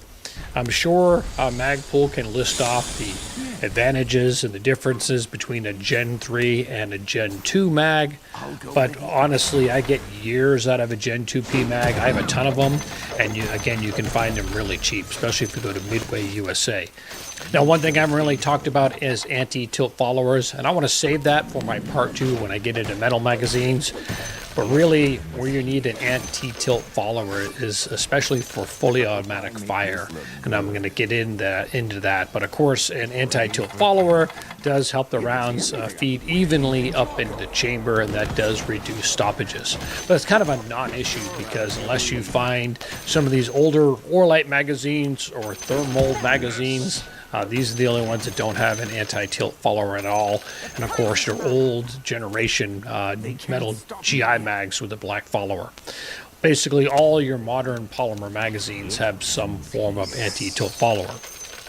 Laging on the go sa dami ng ganap? Break ka muna para mabuhayin ulit with Lucky Me Go Cup. Go lang ng go with Lucky Me Go Cup. May sarap ng pinakulo ang bulalo. Kaya, bulalo, legit sarap. Ano man ang ganap, go lang ng go with Lucky Me Go Cup. Now, I have 2 honorable mentions. The first one, there's a company called Thrill that makes a polymer mag. I've got a few of these because they come with Fur-France rifles, and I'm sponsored by Fur-France. They're my only permanent rifle sponsor. Of course, you can't buy Fur-France rifles here in the States, but you can get these Thrill magazines. And I've had a few of these for the last year. I need to run them a little bit more before I give my final verdict on them. So far, no issues, but I really want to put a ton of rounds through a magazine before I give it my stamp of approval. But so far, these Thrill brand ones are running pretty well, and they're made in the USA. And the next one, which I have 0 experience on, so I really need to try it out a lot, is on that pistol-braced carbine behind me. I just got that rifle in from Black Rain Ordnance, and it is their very first piston rifle. I'm super pumped about it. It's made a short appearance in my last video, but included with that, and it's in the magazine well right now, is their own polymer magazine from Black Rain Ordnance. So I need to try that out and give it a whirl. So you'll see that shorty rifle right there and the magazine in upcoming videos. So what is my go-to magazine? Well, based on my experience in GWAT, availability, and price, I'm gonna say it's the Gen 2 PMag. You can still get these really cheap, and they work great. You're gonna get years out of a Gen 2 PMag. Again, I'm sure some Magpul rep can sit there and break down exactly why the Gen 3 is better, but these run so well and you can still find them. I'm gonna say this is my top pick right now for a polymer magazine. And I look forward to, in the future, saying, hey, which is better, a T-Mag or the Lancer Advanced Warfighter Gen 2s. But again, right now for this video, I'm going to say top polymer magazine is Gen 2 PMag. So there it is, my thoughts on polymer magazines. And I kind of nerd out when it comes to magazines. I have I would say, not a crazy collection, but I do like looking at magazines of the past and trying them out and things like that. So yeah, I kind of nerd out when it comes to magazines. Again, I'm by no means am I an expert. And I know there's probably a ton of brands out there that people are like, hey Jeff, you left out these and these work well. Well, I'd love to know what your thoughts are. What are your go-to polymer magazines? Again, in the past, I've probably tried dozens of different manufacturers' mags, and I've always come back to Magpul and Lancers as my go-to magazines. And of course, these IMI magazines have just worked well also. But I'd love to know what your thoughts are. Now, I'm going to be doing a part 2. I'm going to focus on metal magazines and the development of the metal mag over the years and my time or experience with these magazines in GWAT. That's what we watched before this one. The M9. I think that's what I saw in his holster. That's what I saw on his holster on the picture. Para sa pusong Yung Gulf Wars baby girl.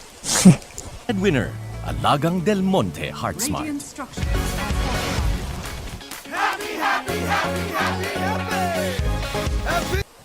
Welcome back to Modern Tactical Shooting. Now, this is probably my most requested video of the last year, and that is history of the M9 pistol in Special Forces. Now, of course, this is not a real M9. This is a civilian Beretta 92, but it's really the same gun, especially on the inside, as you'll see, as the military-issued M9s. And like all my history of Special Forces videos that have to do with weapons, this is going to be from my point of view as I saw it. I joined Special Forces back in 1998 in 5th Special Forces Group and retired in early 2017. And like all my previous videos regarding weapons in SF, all the pictures and videos, clips in this video will be are my own, of my time in SF serving with this handgun right here. So let's get into history of the M9 with SF right now. So of course the Beretta 92 or the M9 pistol would be adopted in 1985 by the US military. It was kind of slow going. I was a reservist in 1989, and as an M60 gunner I had an M1911A1, so it did take a while for the pistols to get everywhere out in the force. And the gun was not without issues or flaws when it was first adopted. And this early issue I actually did not hear about until I was going through the Q-Force as 18 Bravo in 1998. They talked about when the M9 was first adopted, it had a catastrophic issue of the slide separating from the receiver during firing, and some service members got killed or got wounded, and there was a story maybe one got killed. It's kind of viewed as like an old wives' tale. Oh, this gun used to blow up in soldiers' hands. And we were like, was that really an issue?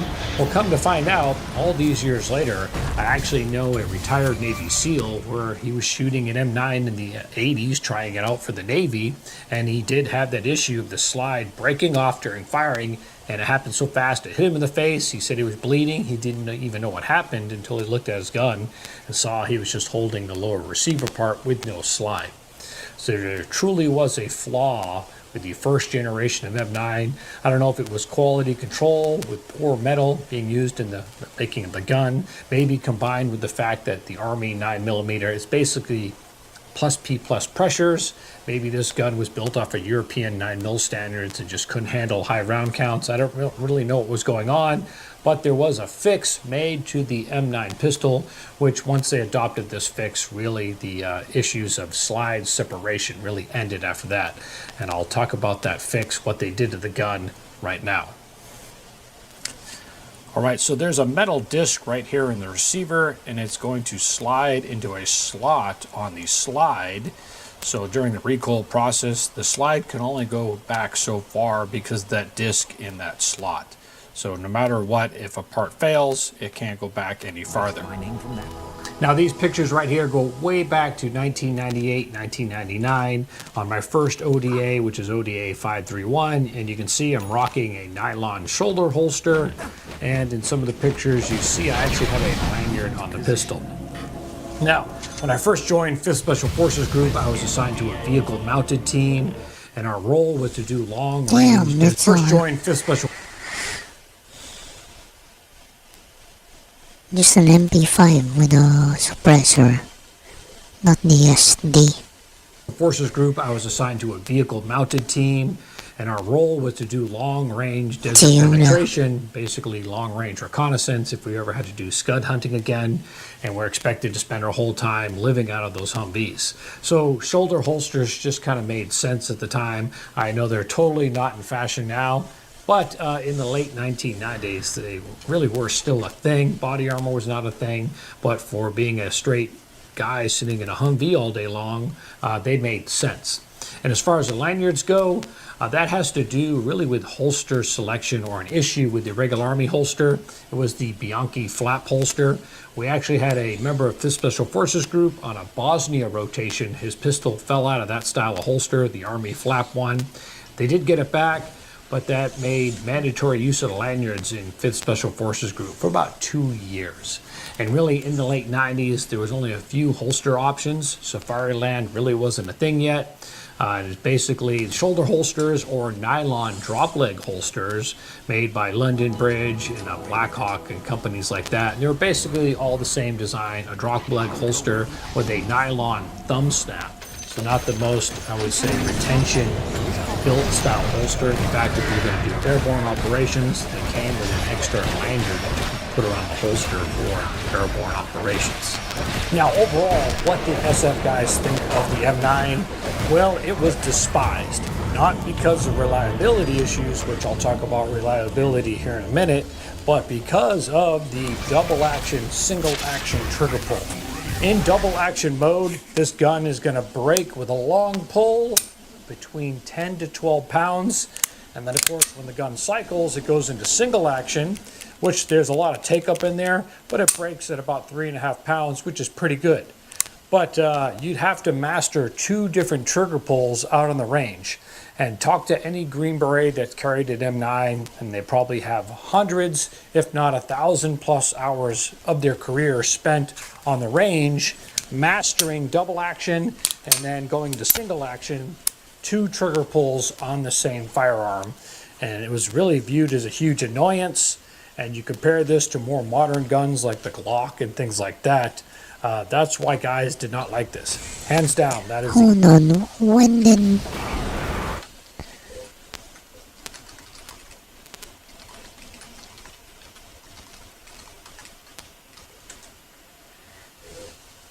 ...1985.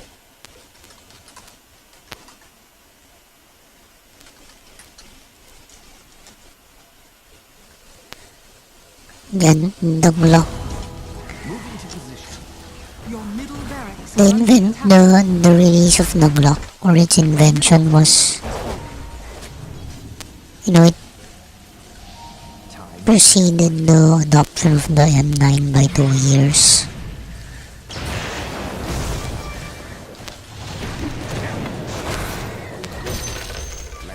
And of course, the M9 has been around longer as a commercial pattern before adoption, right?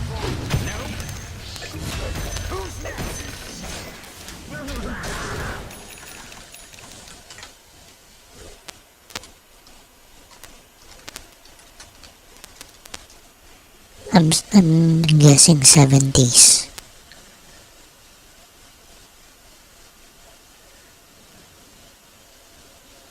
Yeah, 75.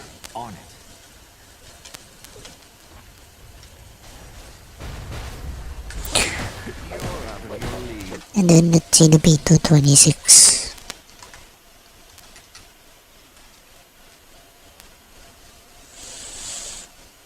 (1984). They all preceded, of course, the selection of the M9. They were... I think the P226 was submitted. I don't know with the Glock 17 though. Because I really have zero interest in Glock. Lol. So, yeah. It's good that we won. Okay? Bye-bye guys. See ya. Thanks for dropping by. It's a pretty long stream tonight.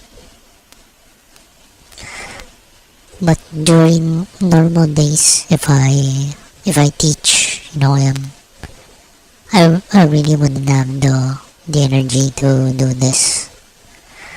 So bye bye. Thanks. Thanks for dropping by. Bye bye.